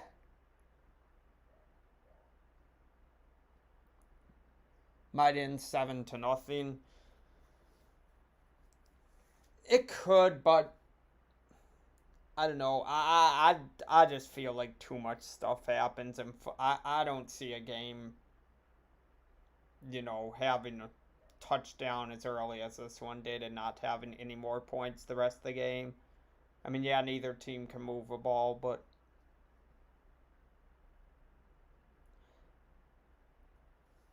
I will say this as a gambler, like,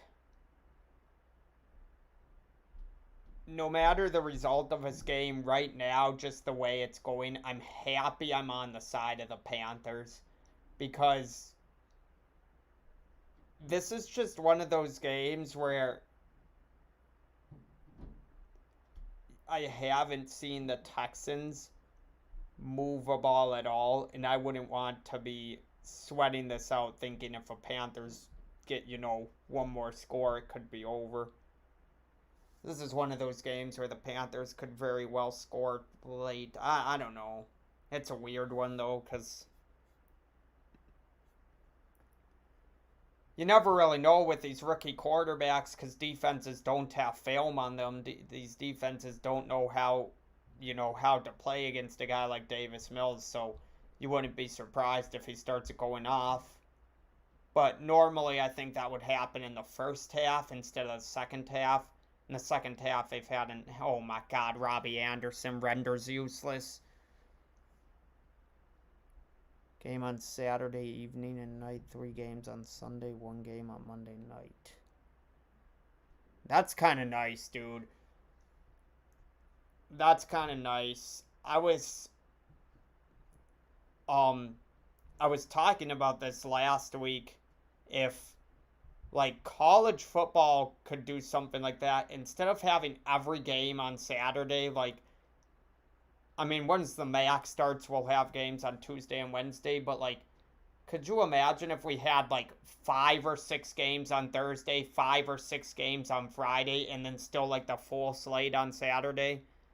That would be, I think that would be a dot. Instead of just having, like one or 2 games Thursday night, and then whatever it is, usually like 4 or 5 games Friday night, have 5 or 6 on both nights. Because the Saturday is so damn busy. If they moved like 10 games from Saturday into Thursday and Friday night, I don't think anybody would notice. Put a couple games from the 11 o'clock slate on Thursday. I mean, that shit would be goated if we could have,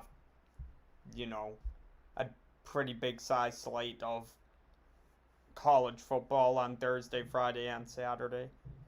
NFL is NFL. I mean, you got your Thursday night game, your Monday night game, and then Sunday. I'm fine with that, but yeah, having a Monday night game in the playoffs is definitely going to be a dot.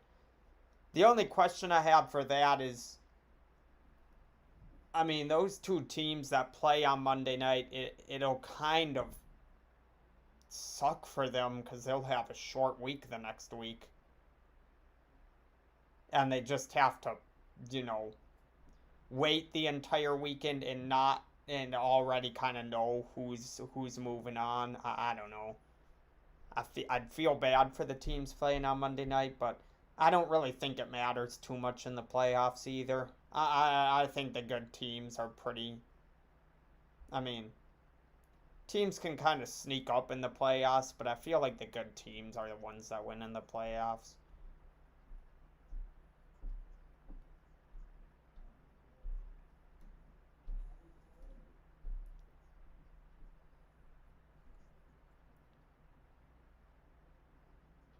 The Thursday night game this week is the Bangles versus the Jaguars. Oh my God, son. Talk about a shitting.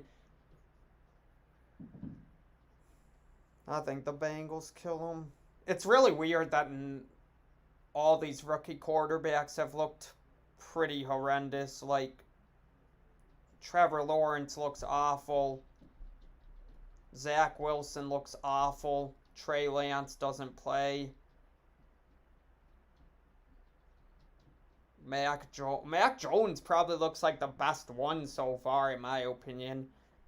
I mean, Zach Wilson threw 4 interceptions. I was a little bit low on Zach Wilson going in. Now, he's got time to develop, but last year, I think it was the game against Coastal Carolina where he really couldn't do anything, and that was the moment where I was kind of like, I don't know, I might be out on Zach Wilson.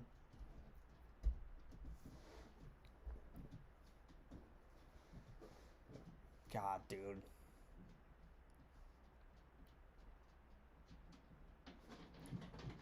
This is just not. This is just a boring game to watch right now.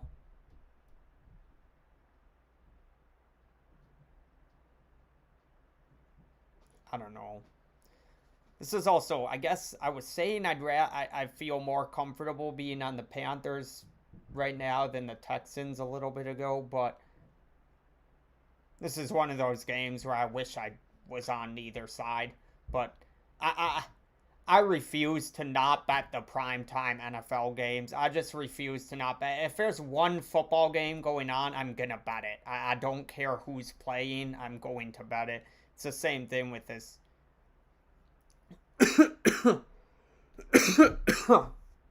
Damn. It's the same thing with this App State Marshall game. Oh my God, I'm dying. This App State Marshall game is the only college football game going on tonight, so I'm going to bet it, but I guess App State Marshall is a better game than Panthers Texans, and I mean, I probably would have taken the Panthers anyways with a Davis Mills playing quarterback, just because, I mean, Stanford wasn't good with Davis Mills, so I don't know.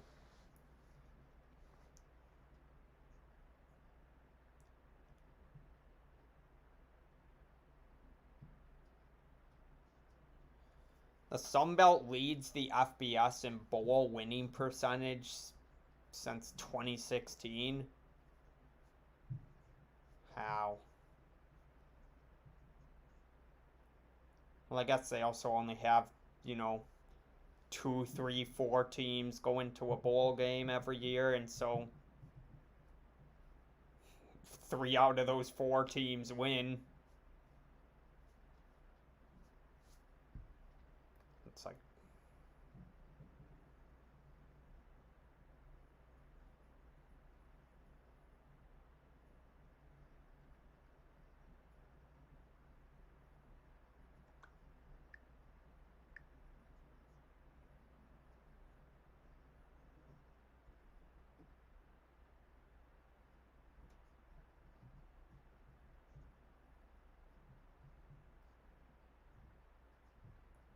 this dude proposed to his girlfriend in a movie theater. Interesting. Bro, what?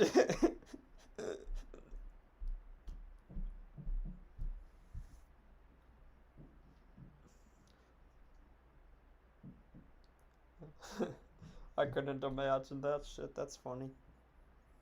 It actually makes sense because, I mean, yeah. for the for the two people that just got engaged, it makes sense, but I couldn't imagine proposing to someone in a movie theater personally.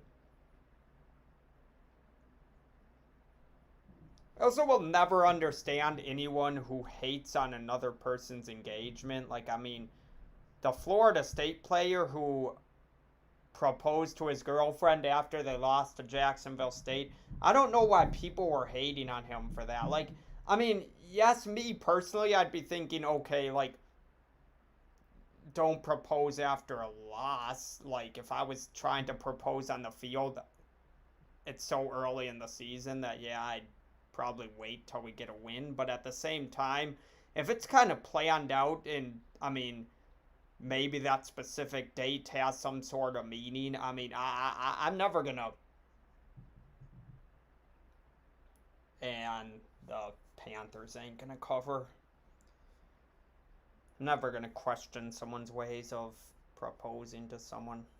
Cause holy shit, son. Anywhere where someone proposes, like I hate the people that are like, if someone proposed to me at a baseball game, I would say no. I'm like, I mean, you might say no, but if someone else is proposing at a baseball game, it may have some sort of special meaning behind it. Maybe that was their first date, or maybe on that date 5 years ago was the first time they went to a baseball game. I don't know. Yeah, this is looking bad. I need the Panthers to at least win by 3 to keep my teaser alive. He wasn't really, I mean, he threw one good pass to a wide open receiver.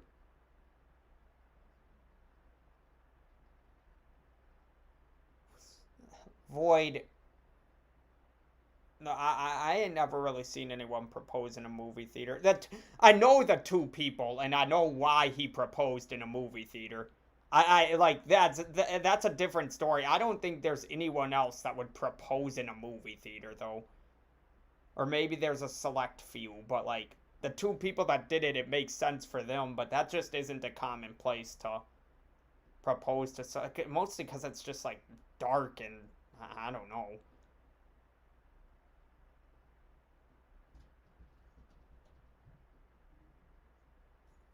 They're gonna score. Fuck me in the ass, dude. Fuck me. God damn it, dude. Fucking Panthers were such a fucking square pick.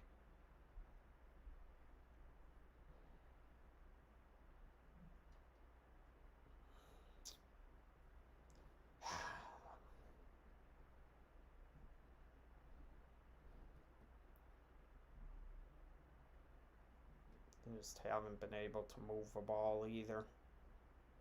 Oh my god, son.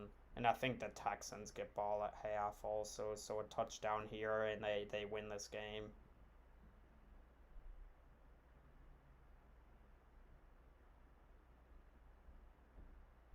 Just giving off vibes of, it's one of those games where one team had every opportunity to run away with it early and absolutely shit themselves, and now they're gonna lose this game. It's over, dude. It's absolutely over. The Texans won. The Texans just won the football game.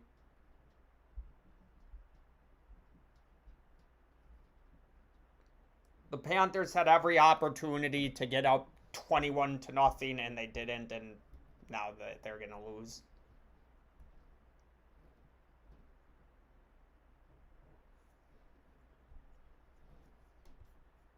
That's just the way the game played out, though. It took one drive for the game to end. It took one drive for the game to end. Oh, God, dude. Oh, God, that really hurts.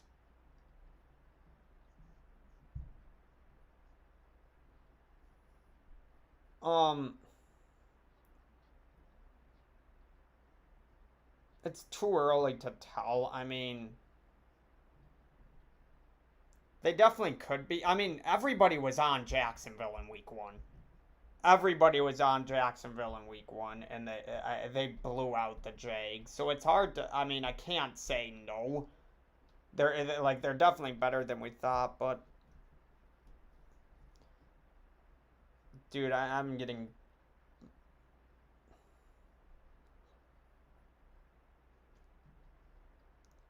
That's just. This is just a game where I mean, the Panthers should be moving the ball. The Panthers have enough weapons to where they should be moving the ball, and they just. And Appalachian State is about to go up by 8, dude. Fuck! If Appalachian State doesn't get all the calls in the first half, it's a different game. Oh my god, son, I'm getting dicked.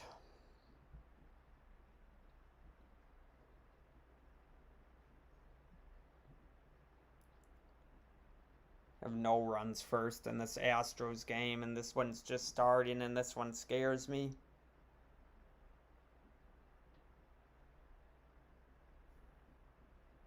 I don't think people wanted him to. I think people just thought he was. I mean, he played.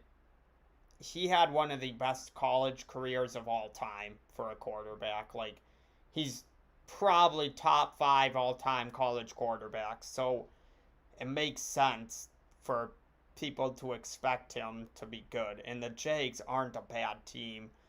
I mean, James Robinson is playing bad. They have weapons. Like, Shark and Marvin Jones are not a bad duo of receivers. They just ain't making things work. And Trevor Lawrence, I mean, all the rookie quarterbacks have looked like shit this year. Mac Jones looks decent, and that's about it.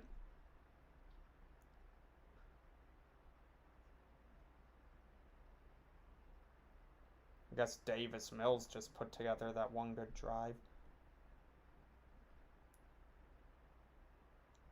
We'll see. I mean, 19 seconds and 2 timeouts. If Sam Darnold can throw a couple dots, they'd be up by 4, but this one's scaring me, son. Panthers. I mean, ever since they scored that first touchdown, oh God.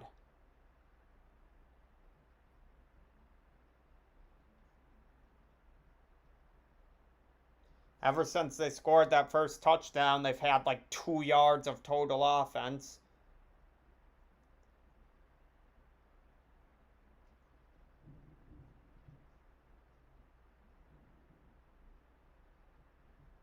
Yeah, that's a good point. This game is so terrible, dude. I mean, yeah, it doesn't help. Man, Marshall gives up a first down on 3rd and 15. Fuck. I really might just end up throwing away everything I made in the last 2 days just tonight.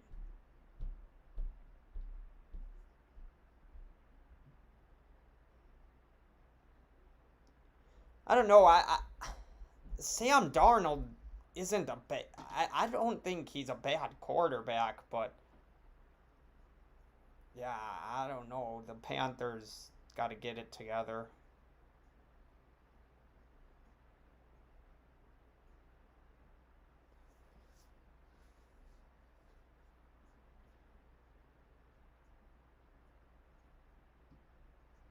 Marshall picks it! Well, I don't know. There's probably a flag, so. Oh, he's to the 50!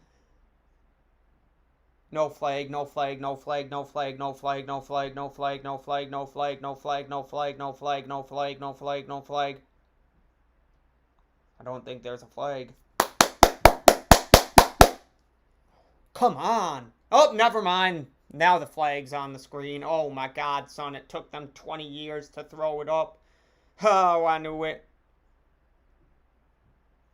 Well, of course he isn't elite, son. I mean, I didn't think anybody in the fucking world has ever said Sam Darnold is elite.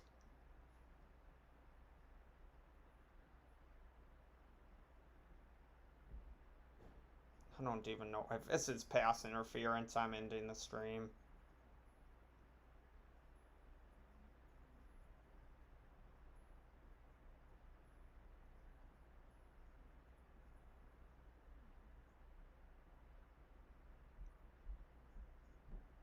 I don't even know what this guy signaled. Personal foul. There was something after the play. I don't fucking know. Taunting. Some stupid shit. Yeah, the Panthers got to find a way to move the ball. If they end up not even keeping my teaser alive, that's a killer. Because this would be the second week in a row that that one of my teasers loses on Thursday fucking night.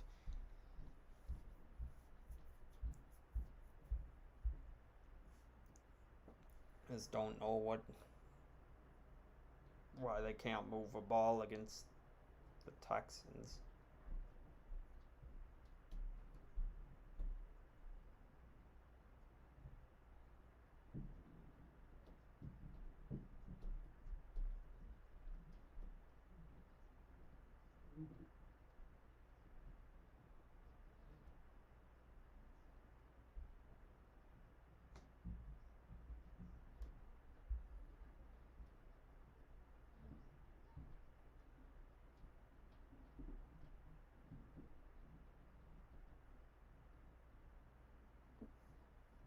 Alright, well.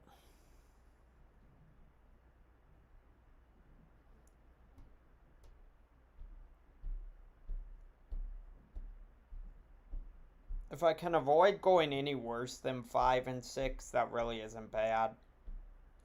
It's just about not having it right now with like where I'm at. I'm hoping both these teasers are live, but Void, you didn't, son. We fucking said that 20 times. As a Void.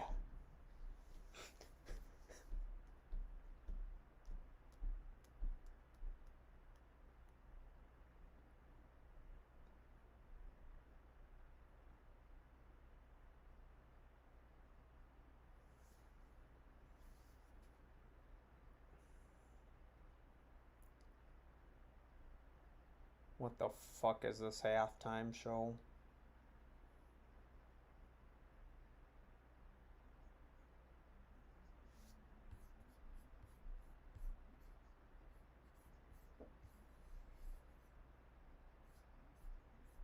I'm in your city tonight. Who?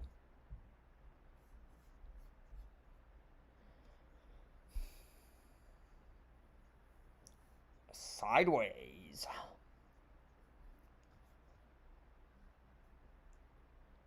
As a Void.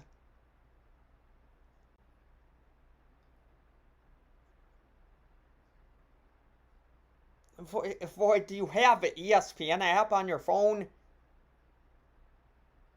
They fucking sent a notification out about it an hour ago.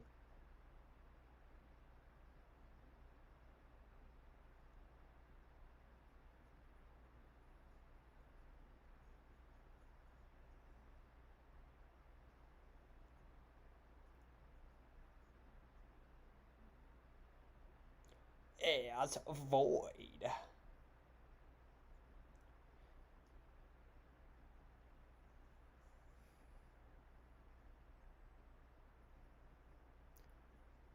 CJ Stroud really might not play Saturday, which is probably good for Ohio State. They gotta test out McCord or it has a Graham Wells dots.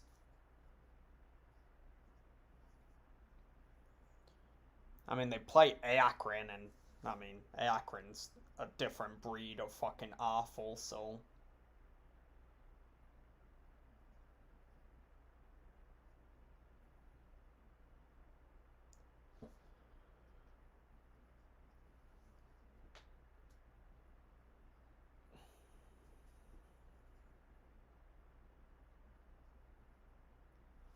I feel like the Panthers will get something going in the second half, but no, I'm not really willing to bet it. Like, I'd look at a second half spread in this game, but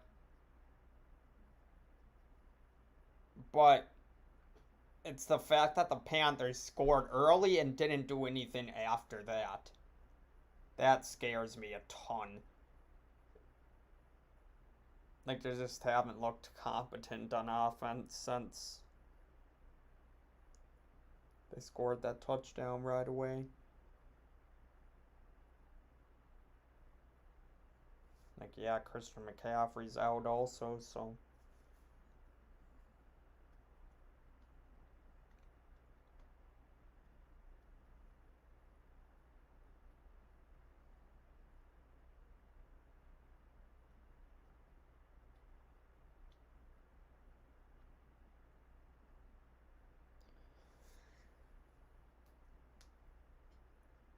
I honestly think my favorite bet of the weekend is the Rams. I I just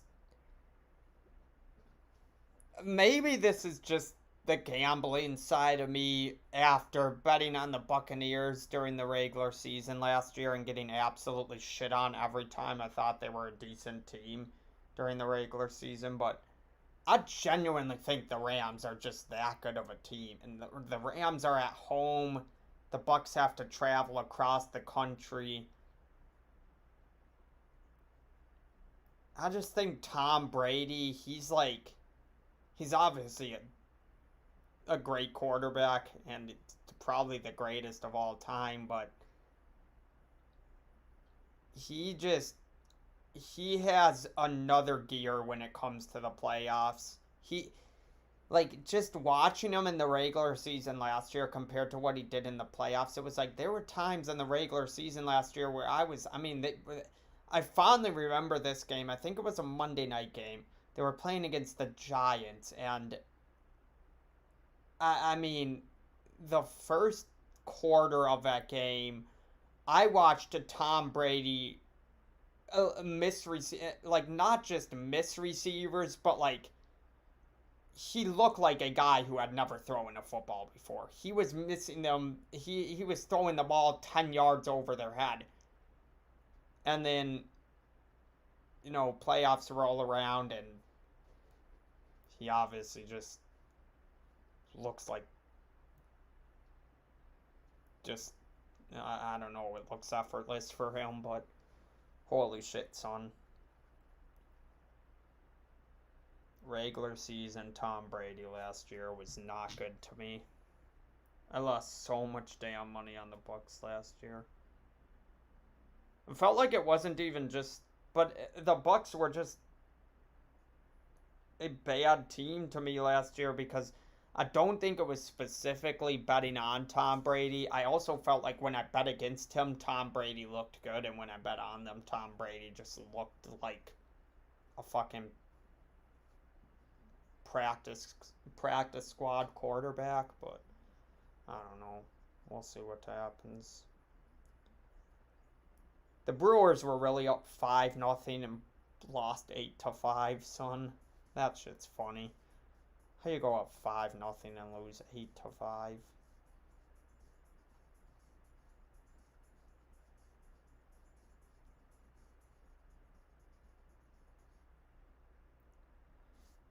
Alright.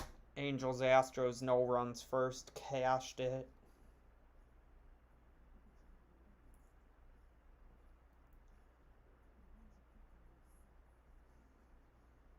I think the Ryder Cup starts tomorrow, doesn't it? Which will be interesting. Hmm.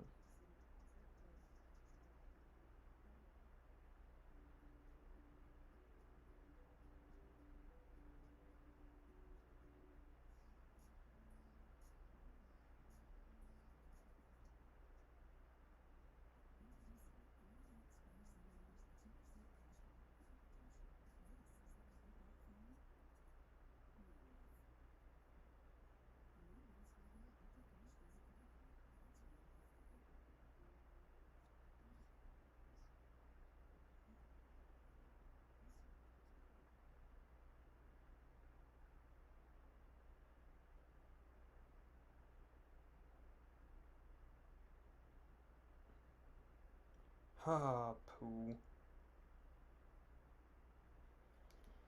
Hey, as Marshall settles for a field goal.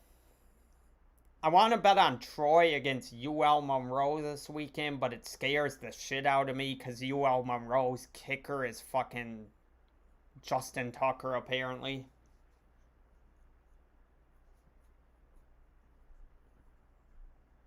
Like, Jackson State could have won that game last weekend, and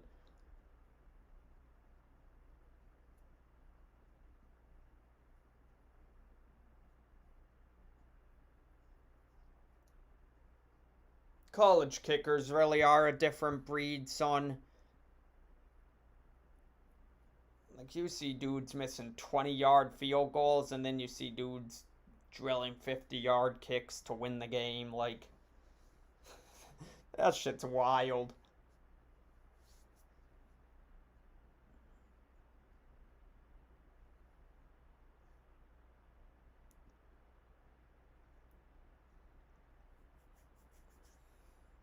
I'm really wondering when the Angels are gonna be good, son. I'm really, really wondering when the Angels are gonna be good. They have so much talent, and they just are a bad team.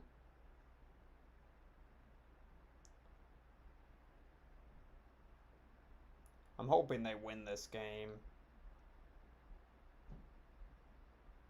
I mean, I think Alex Cobb's a pretty damn good pitcher, so, well, he's been good.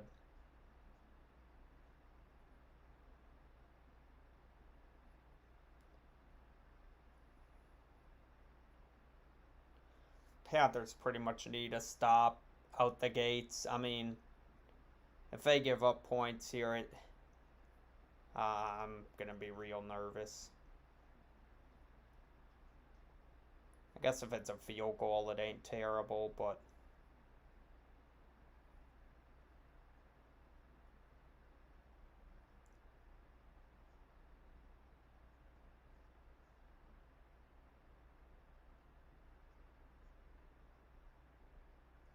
um, the Texans just tried to run a screen, and the guy who was supposed to be catching the screen was in front of the fucking blockers. You have Trout, Rendon.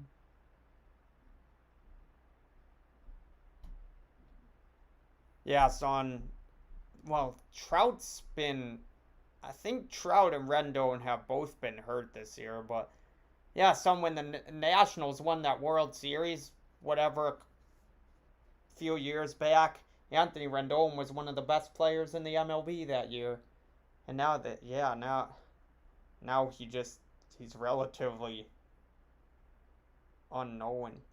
As Marshall gets flagged for targeting when this dude leads with his shoulder. Oh my god, son.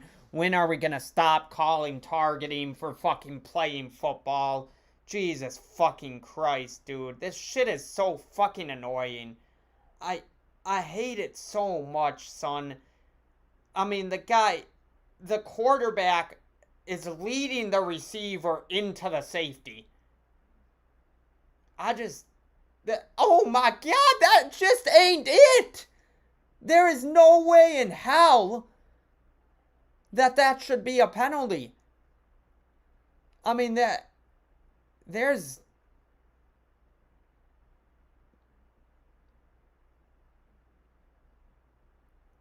wait, they called pass interference? The penalty's off. What the oh my god, son, the refs are on crack. I thought they threw a flag for targeting. It was for pass interference, but it wasn't pass interference either. I mean, the guy, what the fuck? They called this guy for pass interference when he was 5 yards behind the receiver. Oh my god, son,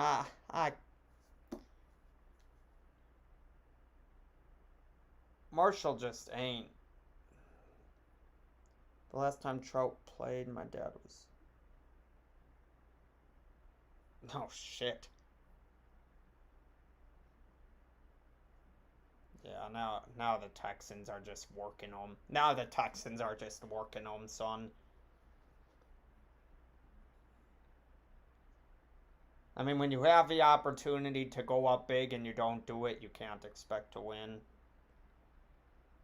Also, everybody on NFL Network picked the fucking Panthers, so the Texans were gonna win this game no matter what. Oh, God, son, kill me. Fucking kill me.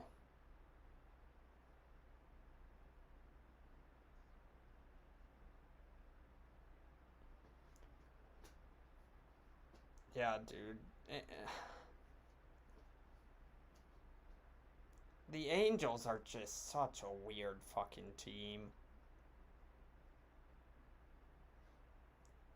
Because, like, you think about the players they have, it's like their roster on paper is better than most teams in the NFL. Oh, fumble! And Marshall has it!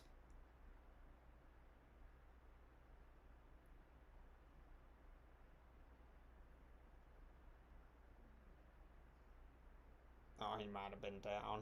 He was definitely down.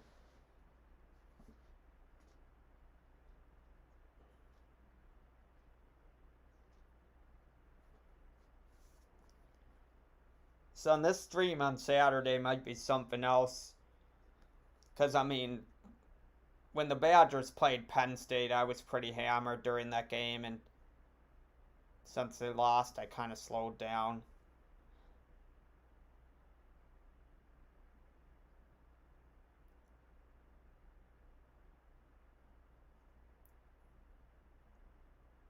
They called PI on that? Bruh, Davis Mills threw the ball 50 yards out of bounds.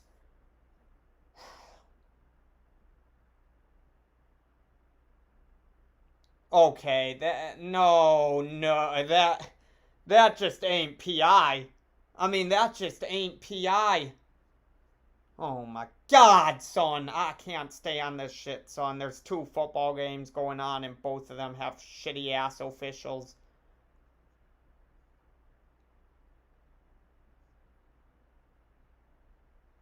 I mean, not only was the ball definitely not catchable in any way, shape, or form, but the guy barely touched him.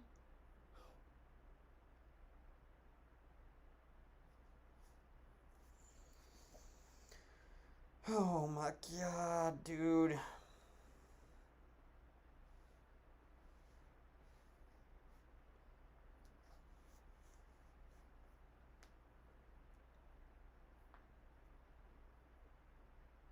Son, I'm ready to end the fucking stream.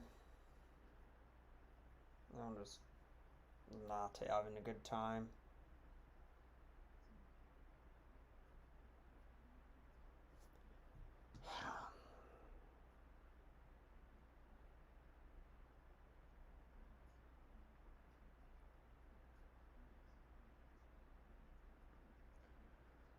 Troy, the Twins are beating the Blue Jays 6-2, so I mean, that'll help you guys. How you losing to the fucking Twins a 6-2?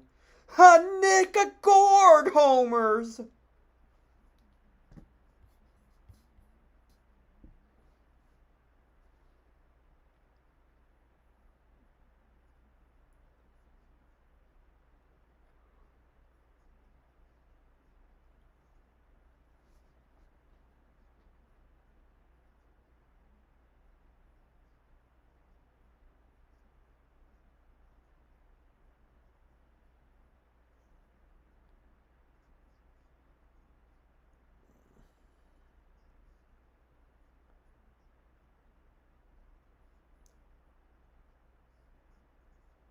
I'm a little bit nervous about these LSU ticket prices going up by the time we get to that game, because, I mean, if both teams are ranked by the time we buy tickets, I feel like they're going to be more expensive, but maybe I'm tripping.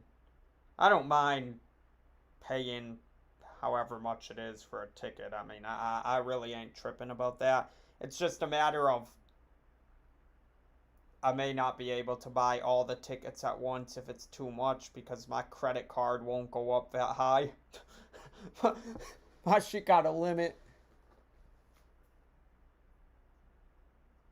And after getting handed a PI call. I was gonna say the good thing about you guys for when you play the Rays is the fact that the Rays will pretty much have everything locked up by that time. So I mean they, especially like they definitely won't be using their top relievers. Like you gotta assume they're for sure saving their bullpen for the playoffs. Because I mean, you want to have a full arsenal of bullpen pitchers to use in the first round of the playoffs.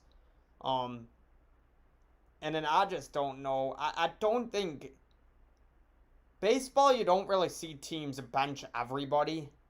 Oh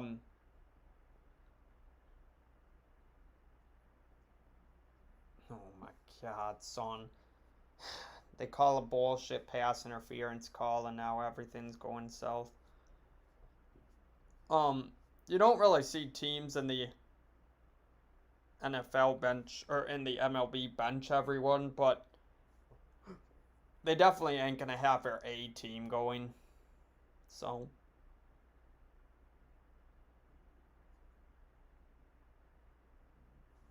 you just need 3 decent outings from your pitchers and should be straight. But son, how many times are they gonna go to commercial in this damn Panthers game? Keep throwing bullshit flags and cutting to commercial and then throwing another bullshit flag and cutting to commercial, throwing another bullshit flag and cutting to commercial.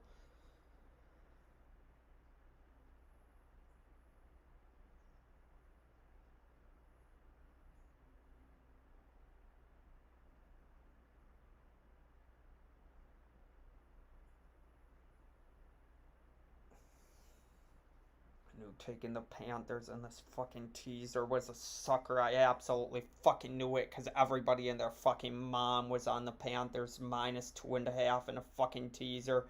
I absolutely knew it, son. There just was never a shot.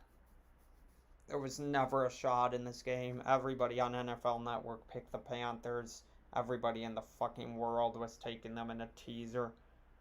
Fucking stupid, fucking square, fucking dumbass.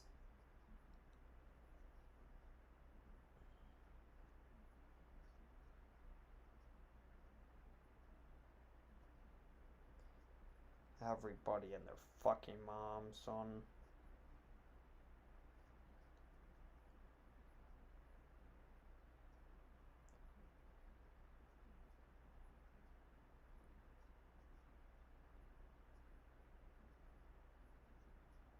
As the ESPN broadcast completely shits.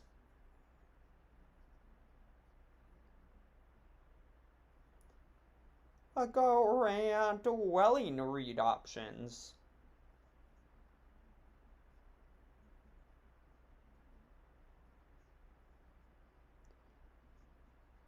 As the ESPN app shits.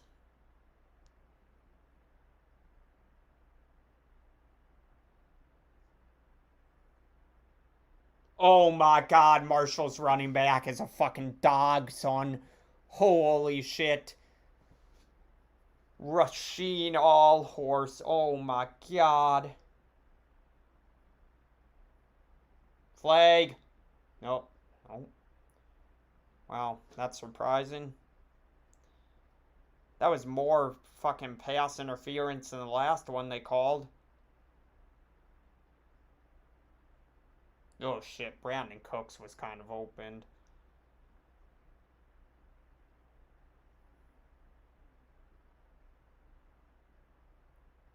Has a Panthers player gotten injured on every fucking play? I know damn well they ain't stopping them on 3rd and 4. I just know damn well this is gonna get fucking dotted. How the fuck you let Davis Mills do that on you, son? How in the hell?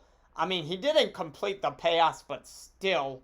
How do you even let him fucking dance around like he's fucking Kyler Murray back there and nearly throw a fucking dot if shit cam McShitstick can catch the ball. Oh my god, son.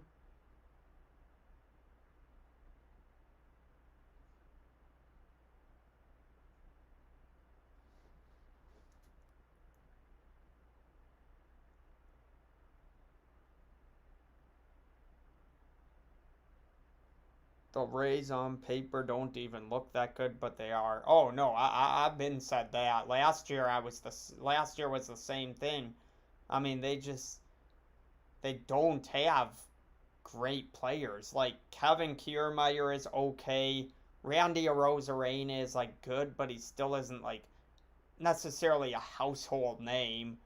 Like, I mean, if you don't follow baseball a ton, you probably don't know who Randy Arozarena is. You don't really know. If you don't follow baseball a ton, you probably don't know who anybody on the Rays is. Like, I mean, G-Man Choi ain't bad. Their pitching just is what's so weird because they thrive in those bullpen games right now. They absolutely thrive in those bullpen games. None of their starters are all that elite when you compare them to other teams like rotations. But they managed to get, they can ride with getting 3 innings out of their fucking starter and just using their bullpen the rest of the game. I just don't know that the way they play, I just don't know if it's sustainable in the playoffs. Because I don't think their starters are good enough to, I don't think they have a single starter. Let me actually look. I kind of want to look at the stats of their rotation.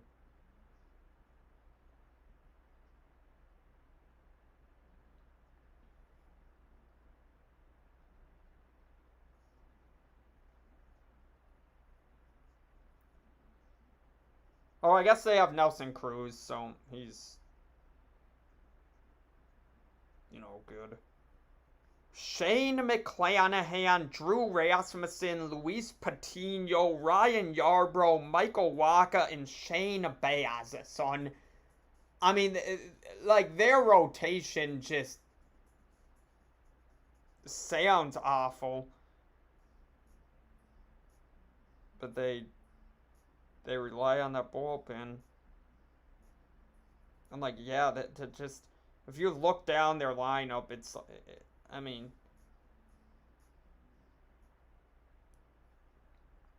as a baseball fan,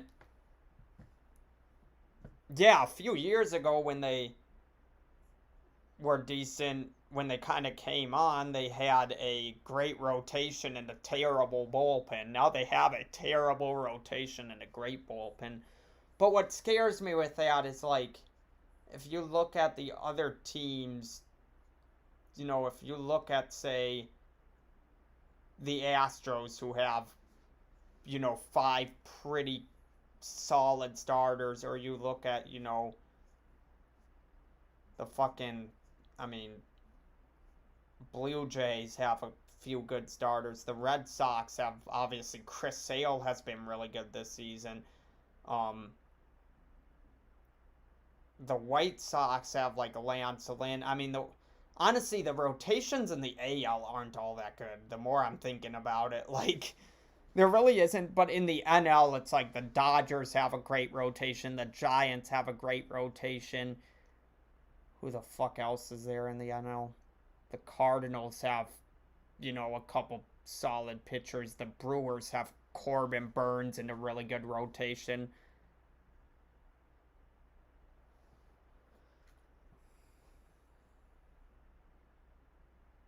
But who the fuck is this backup running back? I don't even know this dude's name.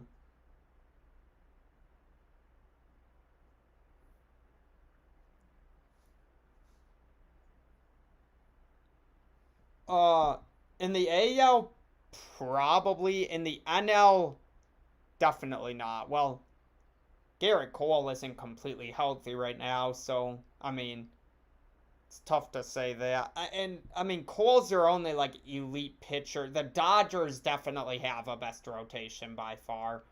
Like, overall, I mean, they got Max Scherzer is the best pitcher in the MLB right now. Like, he didn't pitch great today, but that was at Coors Field. Montgomery's been solid, yeah.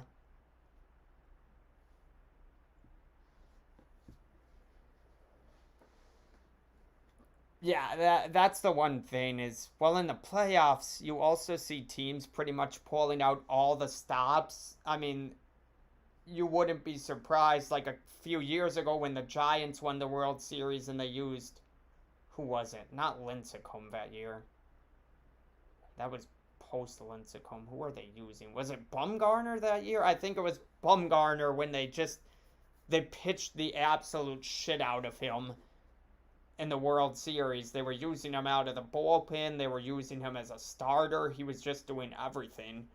And they won the World Series. Like, I think you do need that one elite pitcher.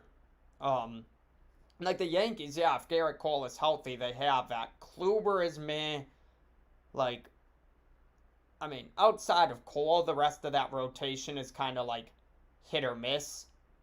Like, they could all give up, 10 runs in 5 innings, but they could also shut a team down.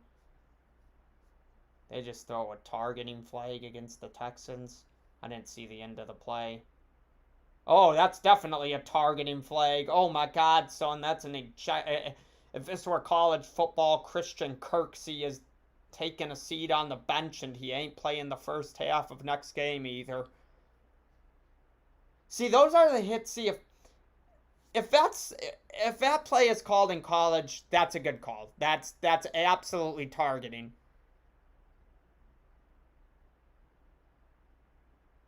Um, but the Kluber has been very solid. So for me, with pitchers, I consider like, with pitchers, the thing I'm looking at is like what pitchers are giving up less than 3 runs in literally every start. And like Kluber, I guess, has done that, but like, I don't know. Maybe I'm just too. I mean, the Yankees' offense is so hit or miss, and that kind of makes their pitching look worse. I think because that Yankees offense has the talent to go put up 15 runs on any given night, but there are games where they just can't score, and it's just you're watching this insanely talented team not be able to hit against a average to slightly below average pitcher, and you're like, hmm, and that's the one thing. If you can't guarantee that you're gonna score 5-6 runs a game, you need your pitchers to be on their game all the time. Um, like if you look at the Twins a couple years ago when they had the whole Bomba squad, that whole thing going. I mean, their whole thing was they didn't have great pitching, but they knew that they could score 7 or 8 runs a game, and that's what they kind of, you know, used. I also forgot the Blue Jays got Jose Barrios. I completely forget about him. It's the home run or strikeout offense. Yeah, you got guys like Aaron Judge, Giancarlo Stanton. I mean, Joey Gallo's the prime like home run or strikeout guy, but defensively the Yankees are really good. I don't even know what the stats this season are on, defensive runs saved by teams and things like that, or fielding percentage, all that stuff. But I think defensively they're definitely really good because Aaron Judge is insane. I mean, they don't really have anyone who makes a ton of errors. But again, the playoffs are going to be tough. I got to look at everything and just see kind of the matchups, but.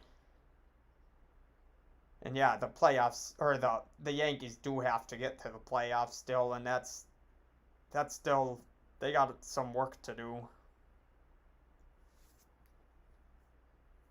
But at the same time, it is the Yankees, and like, I just won't be surprised if the Yankees just simply find a way to make the playoffs.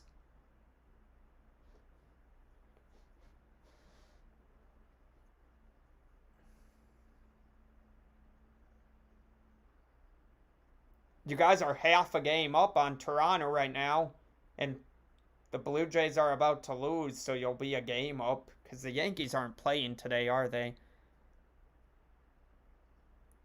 Yeah, the Blue Jays are gonna be you guys will be a game up on the Blue Jays unless the Twins blow it, which I mean they most definitely could. The Twins are bad.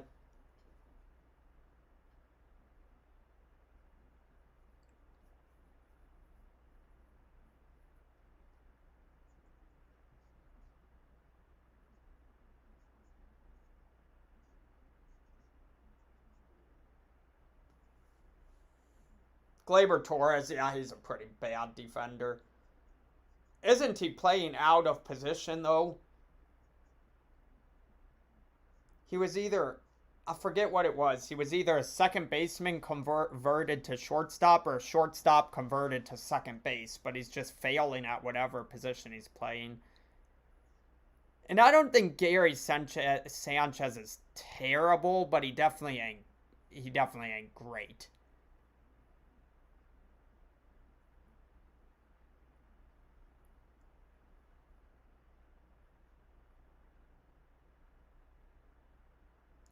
Well, yeah. But it's just so crazy to think about the Yankees, just the simple fact that they did have to, oh, score. Who the hell is number 13? Who the hell is that, son?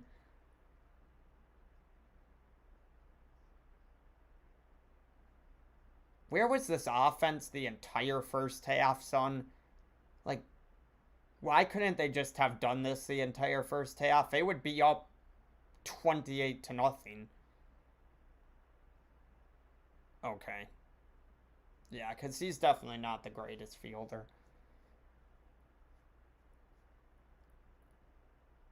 I will say this, Troy, if the Panthers lose this game, I'm gonna have no choice but to blame you.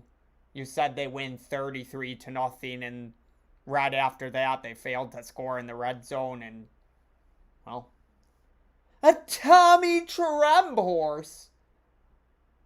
I ain't never heard of no Tommy Tremble.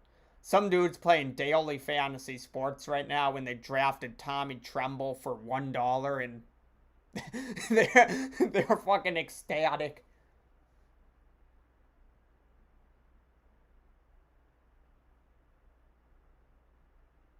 Wait, the pairings for Friday foursome.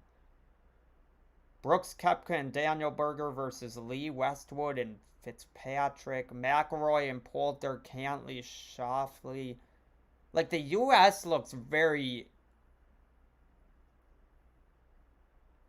very good in the fucking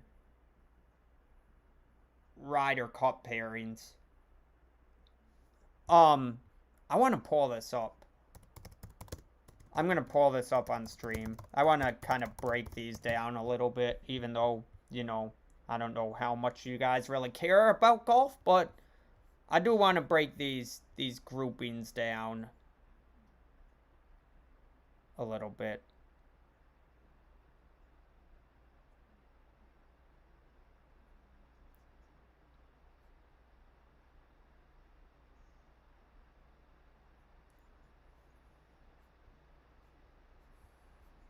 So Friday, let me take a picture of this.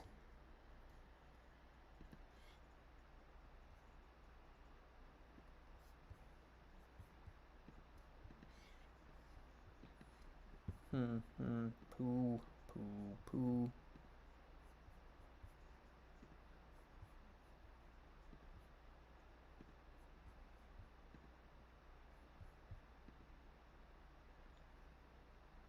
When did Jace's Horn get hurt? Oh, JC Horn.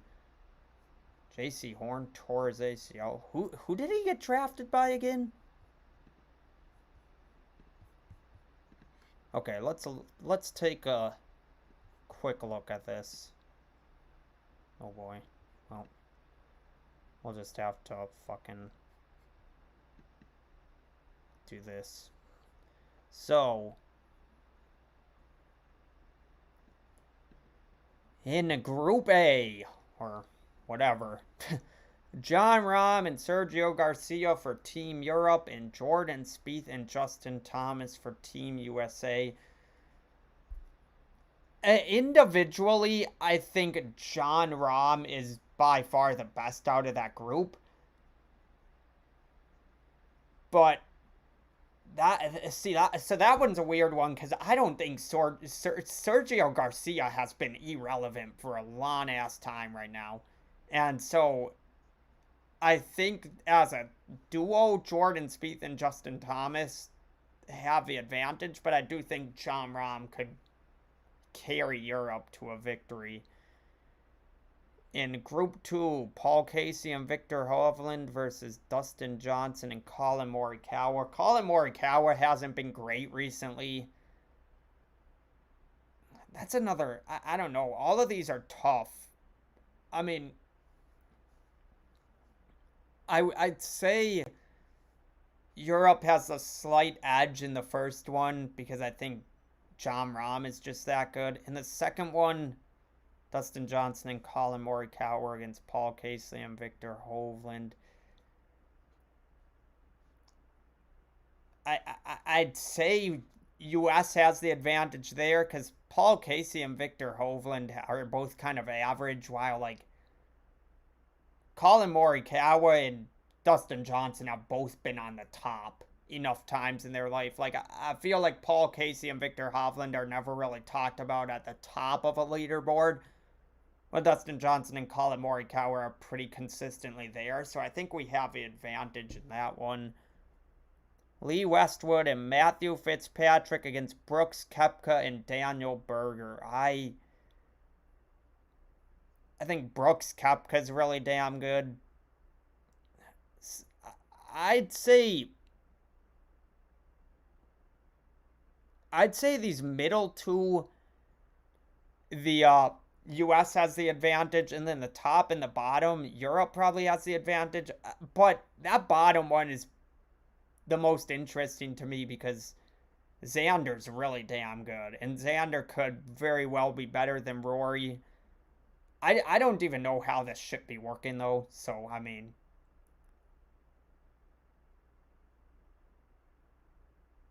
But... That's the groupings for Friday.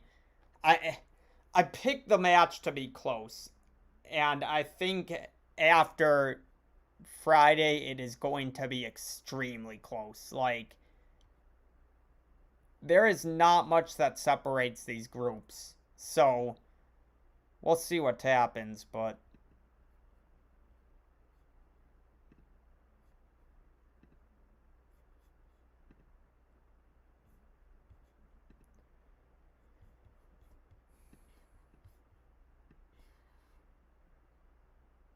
I don't know a ton about... You miss watching Tiger Woods? Yep. Another thing I will say, with the COVID restrictions, 90, maybe even more than 90% of the fans in attendance are going to be cheering for the U.S. I don't know how much that really has an effect in golf because of the simple fact that, I mean, golf isn't really a sport where you're screaming, but,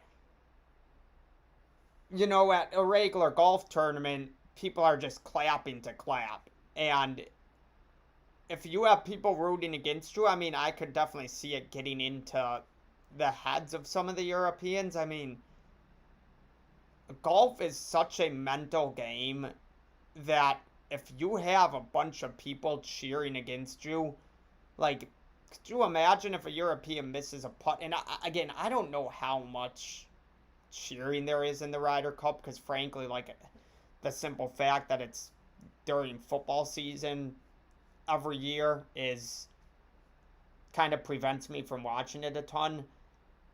But I could very much just see the U.S. fans kind of playing at least a little bit of a role in it. Again, golf is such a mental game that, like, if one thing happens and you have fans cheering against you, it could be very demoralizing. But oh, it's Chuba Hubbard. That's their fucking backup running back. Oh my son, he was good in college also, but he's shit in the bed.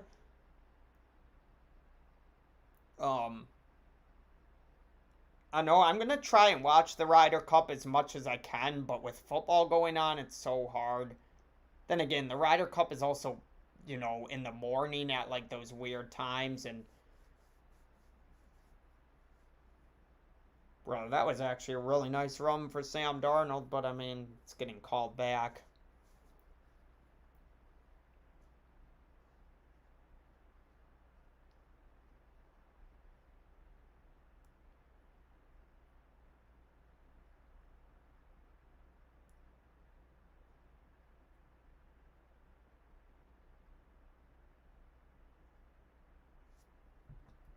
I want to look up for a world rankings in golf.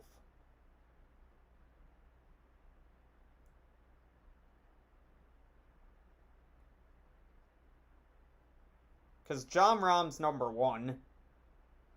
But then it's Dustin Johnson, he's an American. Colin Morikawa, he's an American. Patrick Cantley, I believe, is American. Yep, he's an American.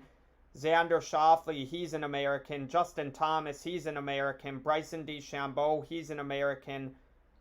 Louis Oosthuizen is from South Africa, so he isn't on Team Europe. Tony Finau, he's an American. And Brooks Koepka, he's an American. So we have 8 out of the top 10 guys on our team. And John Rahm is the only guy on Team Europe that's ranked in the top 10. Ruptured Achilles for J.C. Horn. Which team is he on?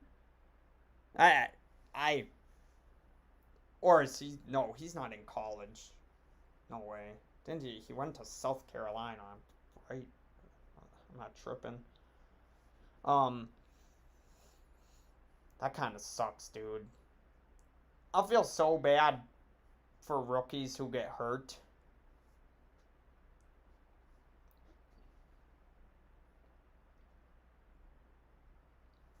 These last 2 drives, Sam Darnold has looked like actually competent. Whereas, like, in the first half, they just couldn't do anything. But oh, he does play for the Panthers? Oh, shit. I didn't know they drafted him.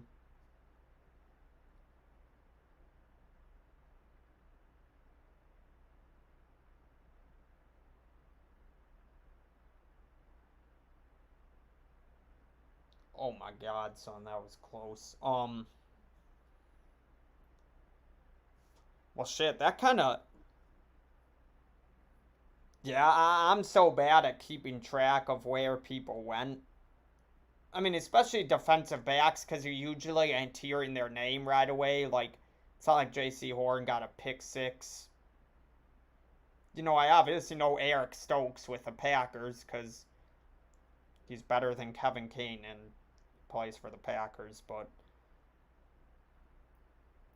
I haven't really, I mean, the Panthers games haven't been on TV, so I have no clue where a lot of these players are. Unless they're a receiver or running back, but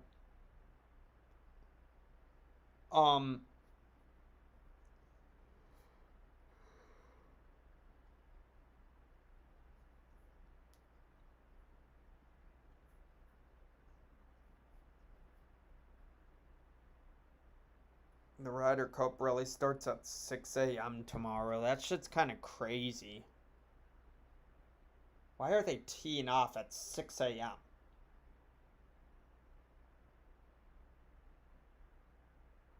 Unless that was different time zone. What time? The Ryder Cup begins at 8:05 p.m. on Friday. 8:05?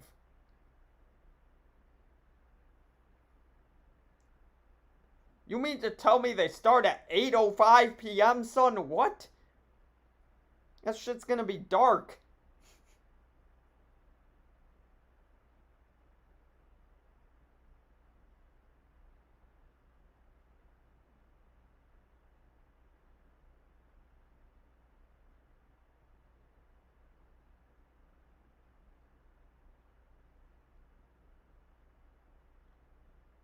Eight oh five, 8:21, 8:37, and 8:53 a.m. Eastern. Yeah, this shit starts early.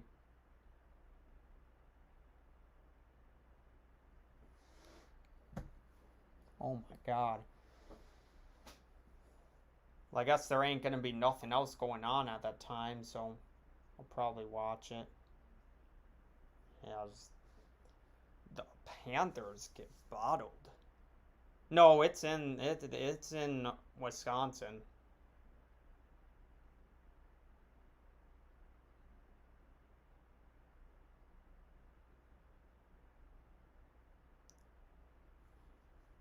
I think I might have read it wrong. I'm pretty sure it's 8 o'clock a.m. or whatever, because that sounds pretty reasonable for golf. Um, I don't know. I mean, I'll know when it's on. I'll just fucking look it up and figure out what channel it's on and tune in tomorrow morning probably. Like that's the one thing is like on Sunday and Saturday, it's kind of hard to watch and so it's just football all day. But tomorrow morning I may have to wake up early and just tune in.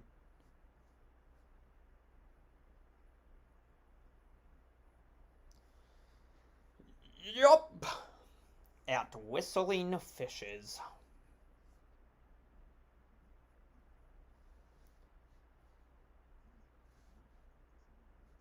This Marshall game is an absolute sweat bag right now.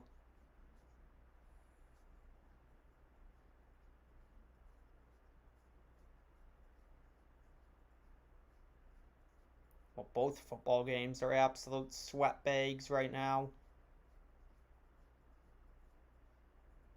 A grand welcomes.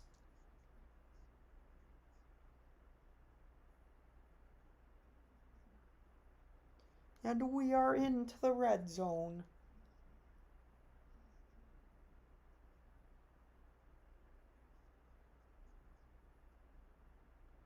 Eight a.m. to 7 p.m. tomorrow. Yeah, that sounds about right. That fucking commercial, son.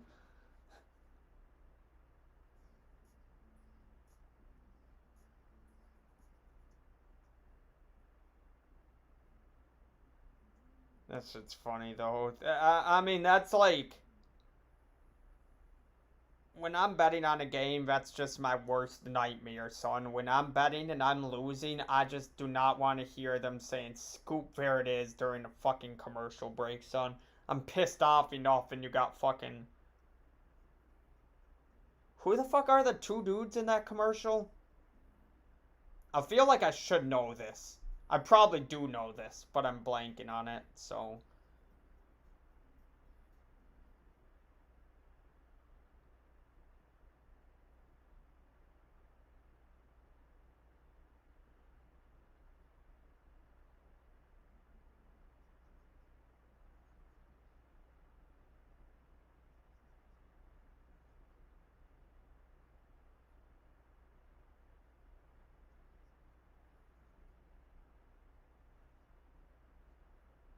That commercial is definitely going to be a classic, son.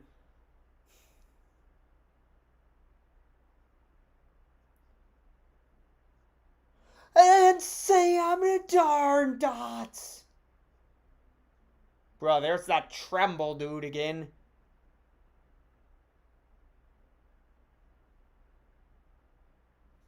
I was saying that the first time I saw the Halloween commercial. I was like, bro, this movie's gonna be great, son. I'm excited for that. The only thing that I don't really have planned out for my trip is what the fuck I'm gonna do on Thursday. Like, I'm fixing to see my friend who goes to LSU, but I gotta wait till he gets out of class, and I don't know when the fuck that'll be. And shit, when I get there, I don't know. I mean, I'll be tired. I'm probably gonna sleep on the plane, but, well, I say that now. I'm never able to sleep on planes. It'll be weird because this is my first time traveling completely alone. Like, I mean, the last time I went on a vacation was for spring break, and I was on, a flight with my friends, staying in an Airbnb with my friends, but this time I'm just kind of on my own. The rap duo is called Tag Team. Okay, no, I definitely did not know that. I thought it would be somebody I definitely knew, but no. Hey, as a Sam Darnold.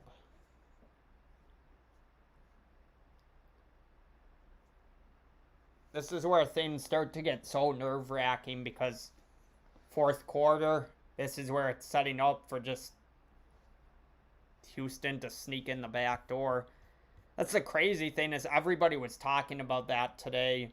When people are talking about this game, everybody's talking about how at the end of this game that back door may be opened, and I mean, it definitely is. It definitely is.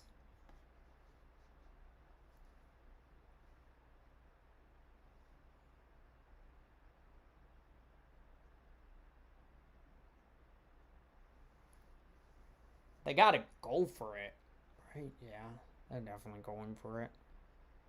It's kind of tough when you don't have Christian McCaffrey, to just get you a hard 1 yard. I don't know what they're gonna run here. Handoff up the middle. The last time they had 4th and 1, they ran a handoff up the middle and it didn't work, so they're probably gonna do it again and get shit on.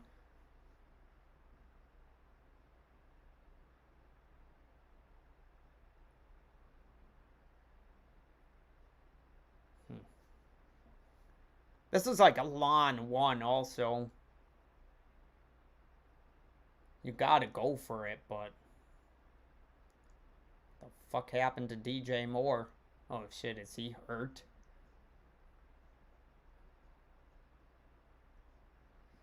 You'd kick it, see. Well, I mean, the way the Panthers offense has played in the second half, I think you have to.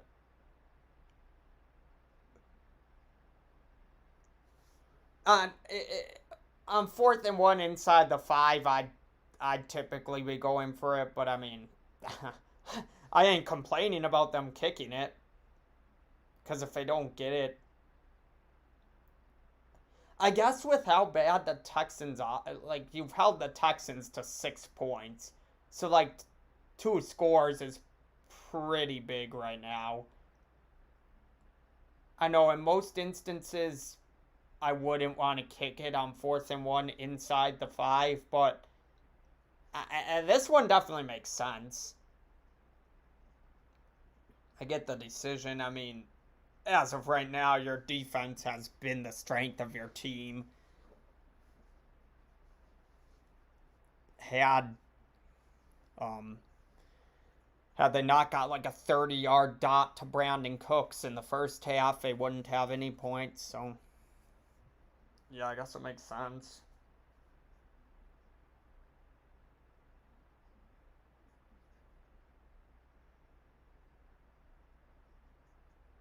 As Marshall's kicker misses a 22-yard field goal. Oh my god, son.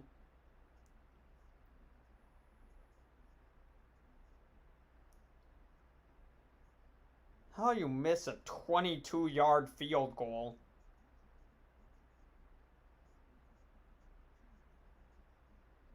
Hold up.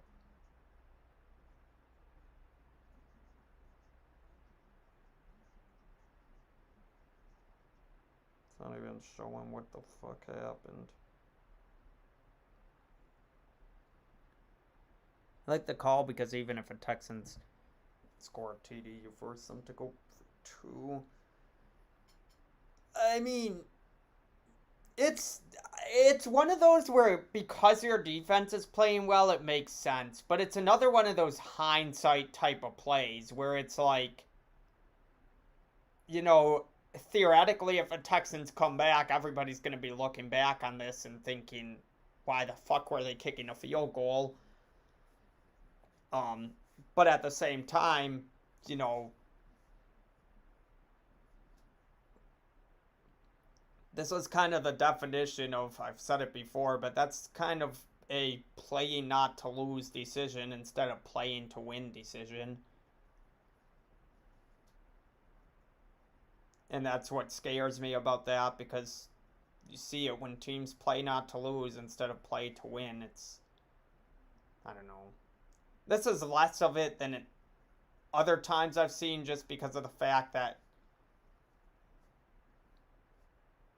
you know, it makes it a 2-score game. If this is a 1-point game and they're kicking it to go up by 4, or, you know, it's a 4-point game and they're kicking it to go up by 7, it makes a lot less sense in my opinion. But when you can make it 2 scores as opposed to 1, I can sort of rationalize it.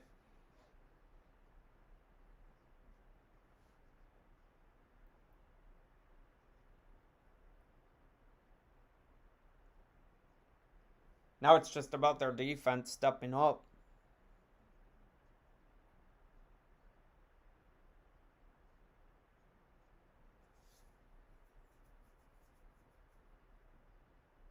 Well, they were down by 8, so they wouldn't be able to win the game with one drive no matter what. But as Marshall's safety gets ran over by Chase Bryce. Yeah. I also got this line at the worst possible time because it was at 7.5. The second that Tyrod Taylor got ruled out, it jumped up to 8.5, and it was not at 8.5 for very long, but I managed to get the line at 8.5, and that's, if they win this game by 8, that's a killer. Because, I mean, I literally put it in thinking it was going to keep going up, and it ended up coming back down to 8 and just settling there. So I really got unlucky with that one. That's the one risk you take with placing bets early, because, I mean, if you place a bet early in the week, you can sometimes get a really good line, but, you know, and if you wait to place the bet till right before kickoff, you can end up getting a terrible line, so.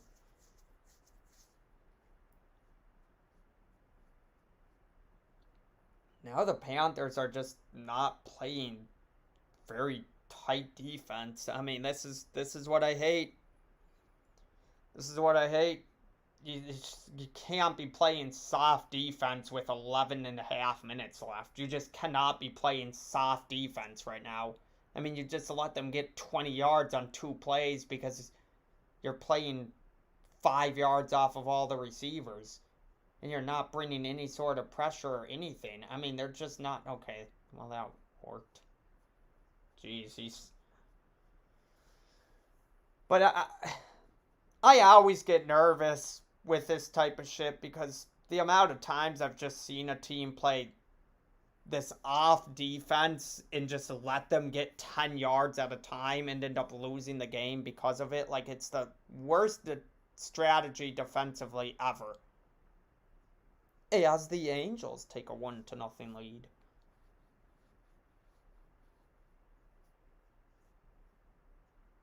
I don't know that they're necessarily playing soft defense or if their corners are just getting cooked, but I mean, they were holding the Texans and now they're just getting dotted, so I don't know what it is.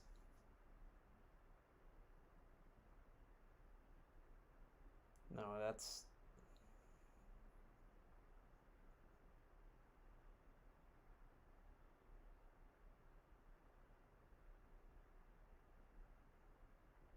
Ooh!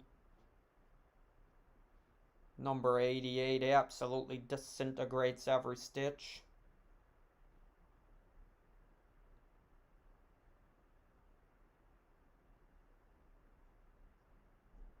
Oh, God. Appalachian State is kicking a field goal to go up by 1. This is not good. I don't like this. I do not like this at all. I do not like this at all.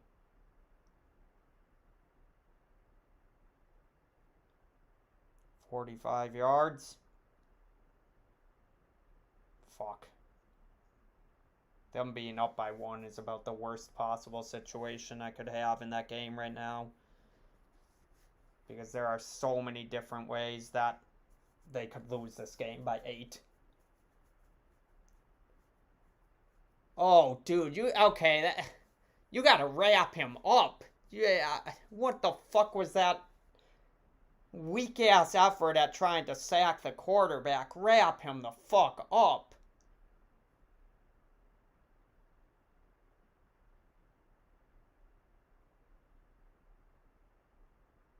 Get him.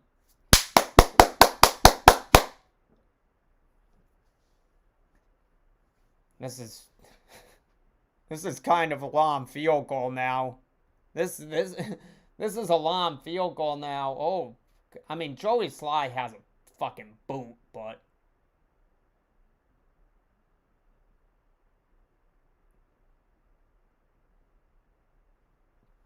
this is one of those drives where the Panthers just gotta stick with what's working, which is passing the football, I think, because there's 9.5 minutes left. You don't have Christian McCaffrey. How long is this? You don't have Christian McCaffrey, so you gotta kind of 53. Holy shit, this is a boot. On it. Yeah, we need... fuck, dude. We need a nice, just sustained, good drive here, but don't fucking run the ball 3 times or 2 times in a row for no yards and set Sam Darnold up in 3rd and 10. I just feel like that's going to happen, though. I have a bad feeling about it.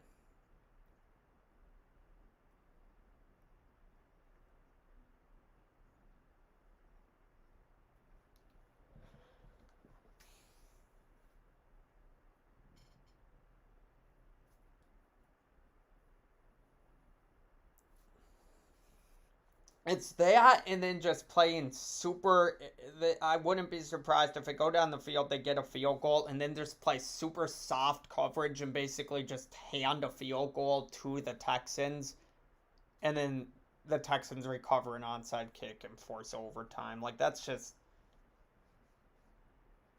What was it last year? I think it was Western Michigan. I don't remember who they were playing, but I forgot. Western Michigan had the comeback against fucking, who the fuck was it? And I don't know, whoever it was, I just remember betting on it, and the team was up by a couple scores. They played super off coverage and just let this team pick up 10 to 20 yards on every pass. They end up scoring a touchdown quickly, recovering an onside kick, marching down the field, scoring again, and win the game. And that might be one of the worst beats in gambling history. I mean, that shit was, it was just bad. I mean, the guys were, I was sitting there watching that game, and I'm like, why are you just handing them 10 yards on every play? I just don't get the idea of playing prevent defense unless there's less than a minute remaining. I can't get behind the idea of playing prevent defense unless there is a minute remaining and you're up by multiple scores. You got to be up by 10 with 45 seconds remaining to make prevent make sense. If you're playing prevent defense with 5 minutes left, you're asking to lose. Because you're giving them easy yardage. You're not only giving them easy yardage, you're typically letting them get those 5, 6, 7, 10, 15 yards, and then they're able to get out of bounds as well. Like, I was watching that game, and just every time, past 10 yards, out of bounds, first down, stop the clock anyways. Like, This is a drive where this is a massive drive. I mean, I don't know what they're gonna do here. I don't know what they're gonna do here. What are you gonna do here, Sam? What are you gonna do? Oh, farewell. This is a run up the middle for no yards. Handoff up the middle, no gain. No, he actually got 3 yards. Okay.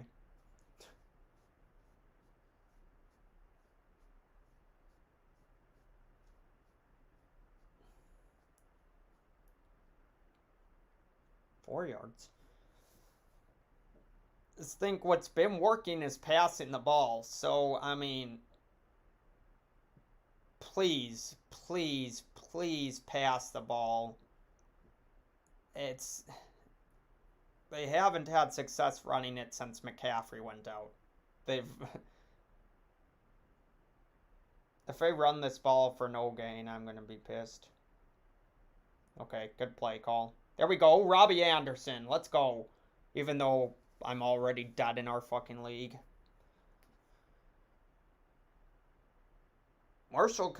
This Marshall Appalachian State game is actually, what was the total on this game? This one might be a really, really sweaty game for anybody who bet the total, because I think it was 63.5. No, 59, never mind. It's 61. Shit.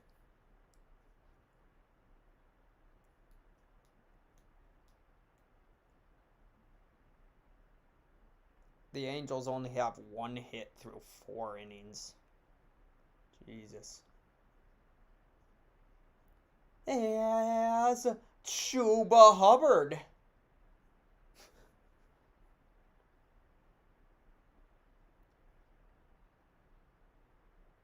How do you break your foot? Huh? Shit. Interesting.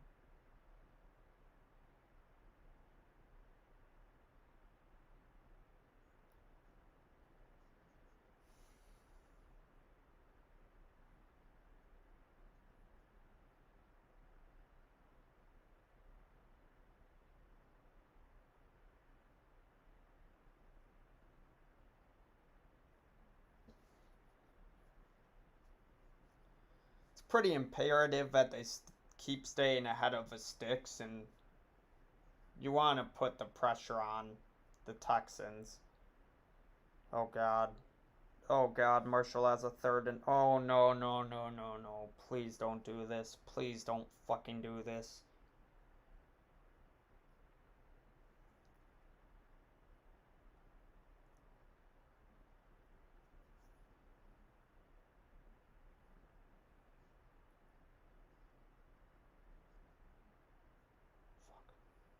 They're gonna have to punt.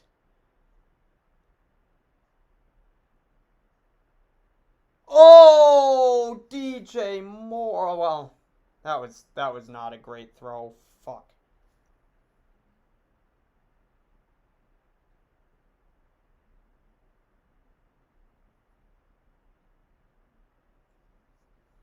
Oh.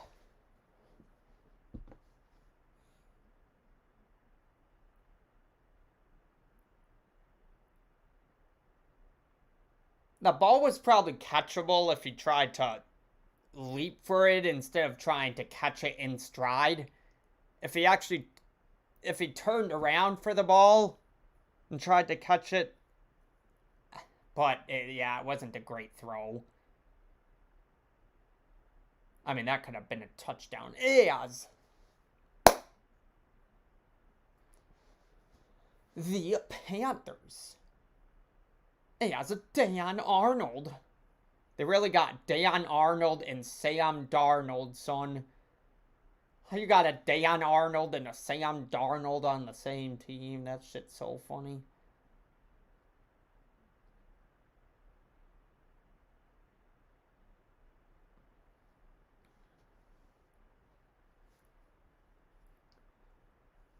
Well, I need at least a field goal. But this one feels like one you want to try and score a touchdown. I mean, a touchdown pretty much puts the game out of reach. And that was a great play call. That was a great fucking play call. This is called playing to fucking win and not playing to not lose. This is how you fucking call a football game, dude. Because the Texans sold out for the fucking run. I mean, that was the freest 20 yards that you'll ever get.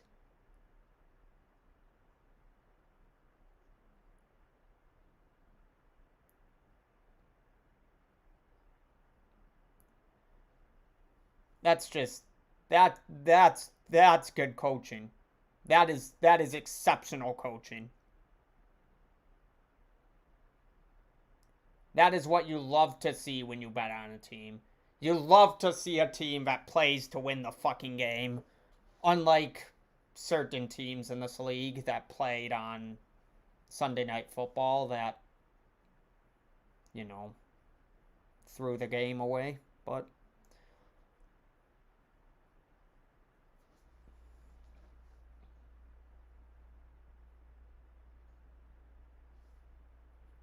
waiting for that because if you can do something like that, you're gonna win games. If you're running the one play that the entire defense is selling out for, you're just not gonna win. That's the issue. 90% of teams in the fucking league are handing the ball off up the middle right there instead of passing it for 20 yards. And that was just an easy dot. I mean, Terrace Marshall was wide open.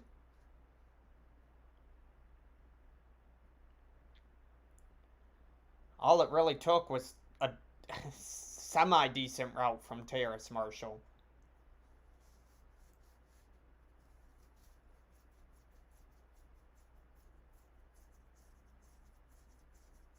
Hey, that's a Chuba Hubbard.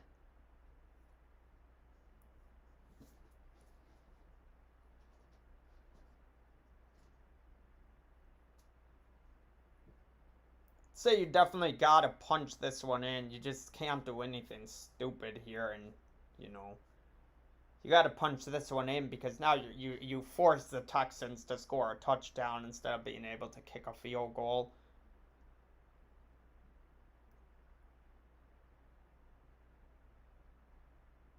I don't really care. I feel like this isn't a game where you should even be that worried about how much time you're leaving the Texans. Hey, Chuba Hubbard absolutely disintegrates every stitch. Oh my god, man. Pooh! Hey, that's Chuba Hubbard. God, you fucking idiot. Watch them not score now. CMC would never.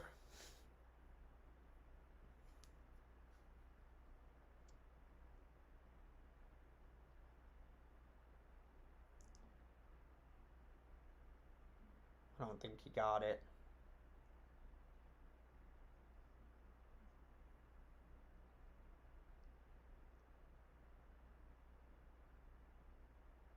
That was like the worst attempt to jump over a pile that I've ever seen. Why are you not reaching the ball out?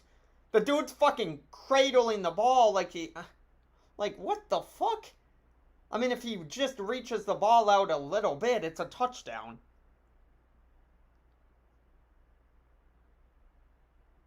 QB sneak. Let Sam Darnold be great.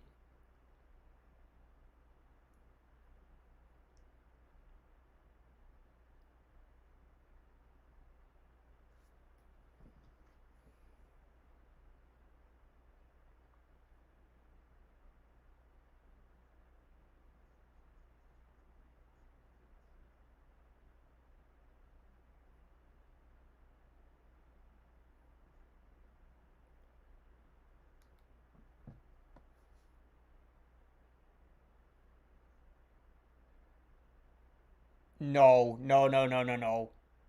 Oh my god, son. App State's running back almost toasted. Oh, he's in. He's in. He's in. As fucking Kurt Suzuki throws the ball into center field.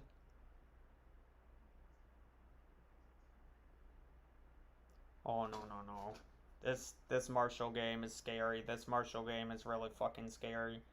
Please, please, please, whatever you fucking do, take a knee at the fucking 1 yard line.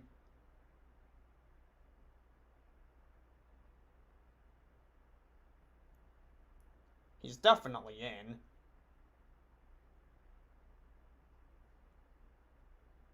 I think right away the ball just barely got over the line.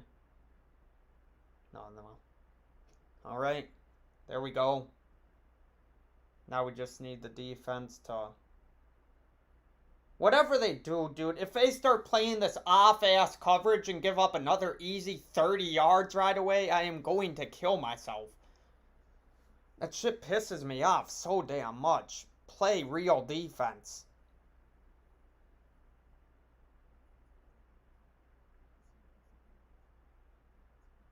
Yes! The Appalachian State running back falls over at the 5.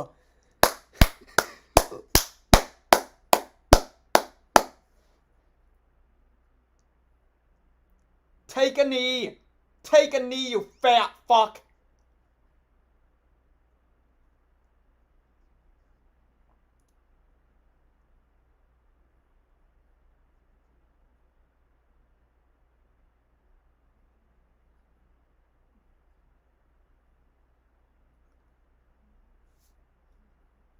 Yes! Oh my god, some Appalachian State bettors are ready to off themselves. But this one makes sense, because if they scored there, there's a minute left and they're only up by 8. And so that's one of those spots where you have to take a knee. Because if it's only a one-possession game, you're screwing yourself. You're putting yourself in danger.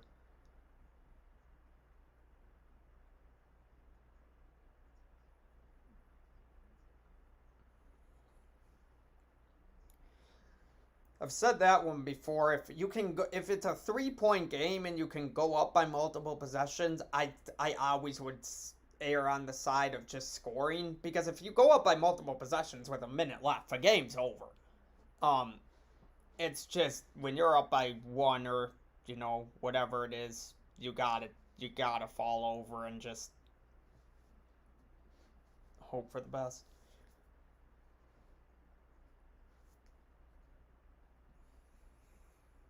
Oh my god, dude, what a sweat.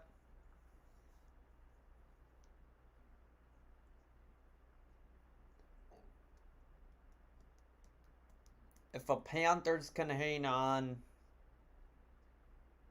and Appalachian State doesn't score a touchdown, I'll be sitting at 6-4 with the Angels plus 1.5 pending.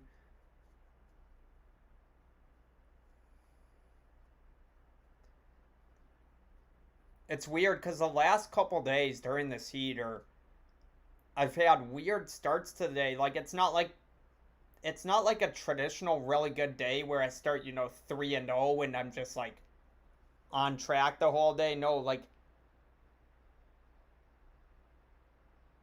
I think the other day I started 1-2 and went like 9-2.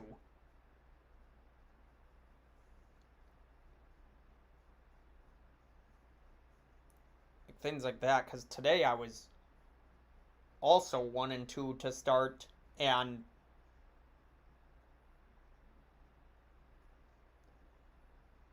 god, dude, they really took a knee.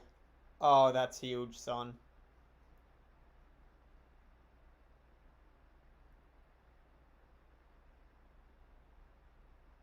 Yeah, as number 7 on the Panthers disintegrates. This is big. This is a game where I mean, if you can avoid playing soft coverage, you're going against the rookie quarterback. So at all costs, they gotta do something to put some pressure on him. Fumble! Oh my god, bruh. The fucking number 53 got absolutely bodied by the fucking right guard. Oh my god, they would have had it. Bro, oh my son, number 53 got absolutely shat on. Look at the fucking left guard, son. The left guard really came up and absolutely decked him. That was actually... Fumble! Oh my God. What the fuck am I watching, son? What am I actually watching?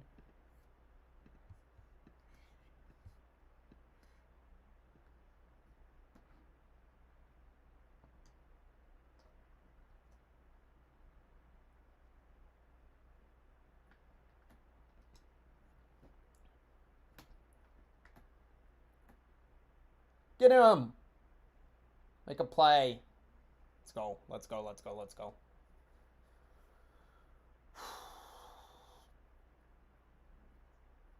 Fourth and 1.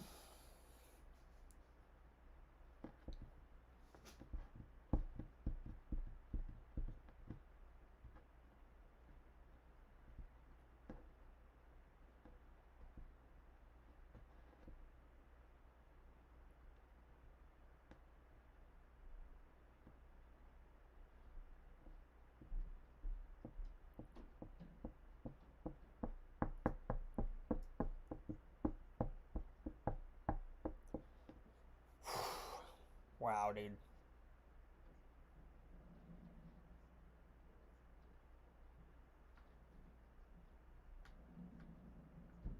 What a fucking wild ass fucking game.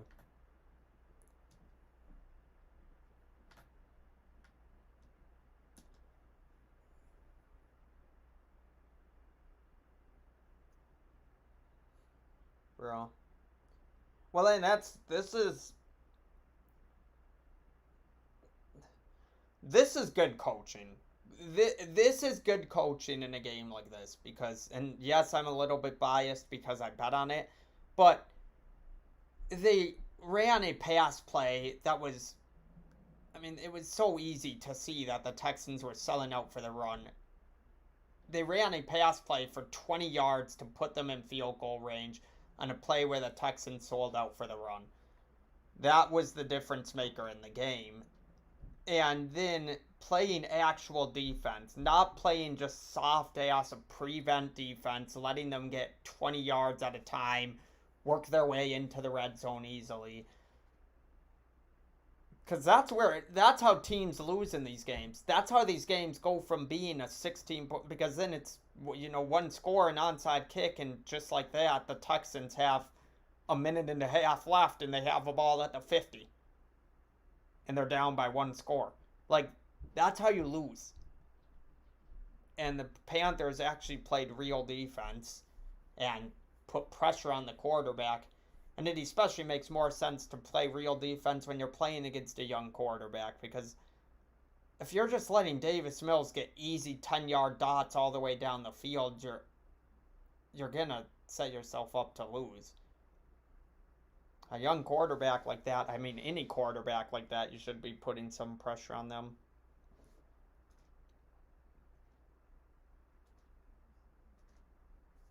There we go, dude.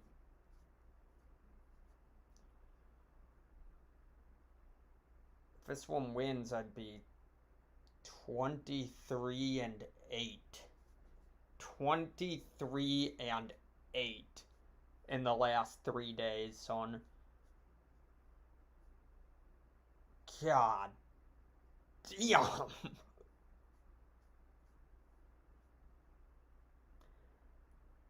And like, when I say that stretch is unheard of, like,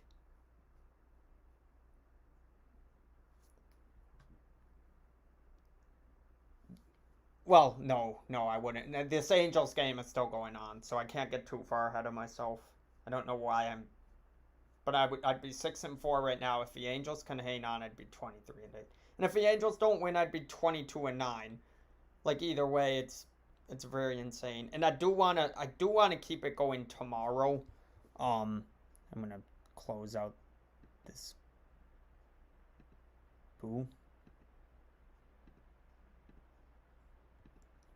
Let me get that off the screen because, you know, I'm about to wrap up anyways, so I guess I can probably wrap up now, Pooh. Because, I mean, this game should be pretty much in the books. So,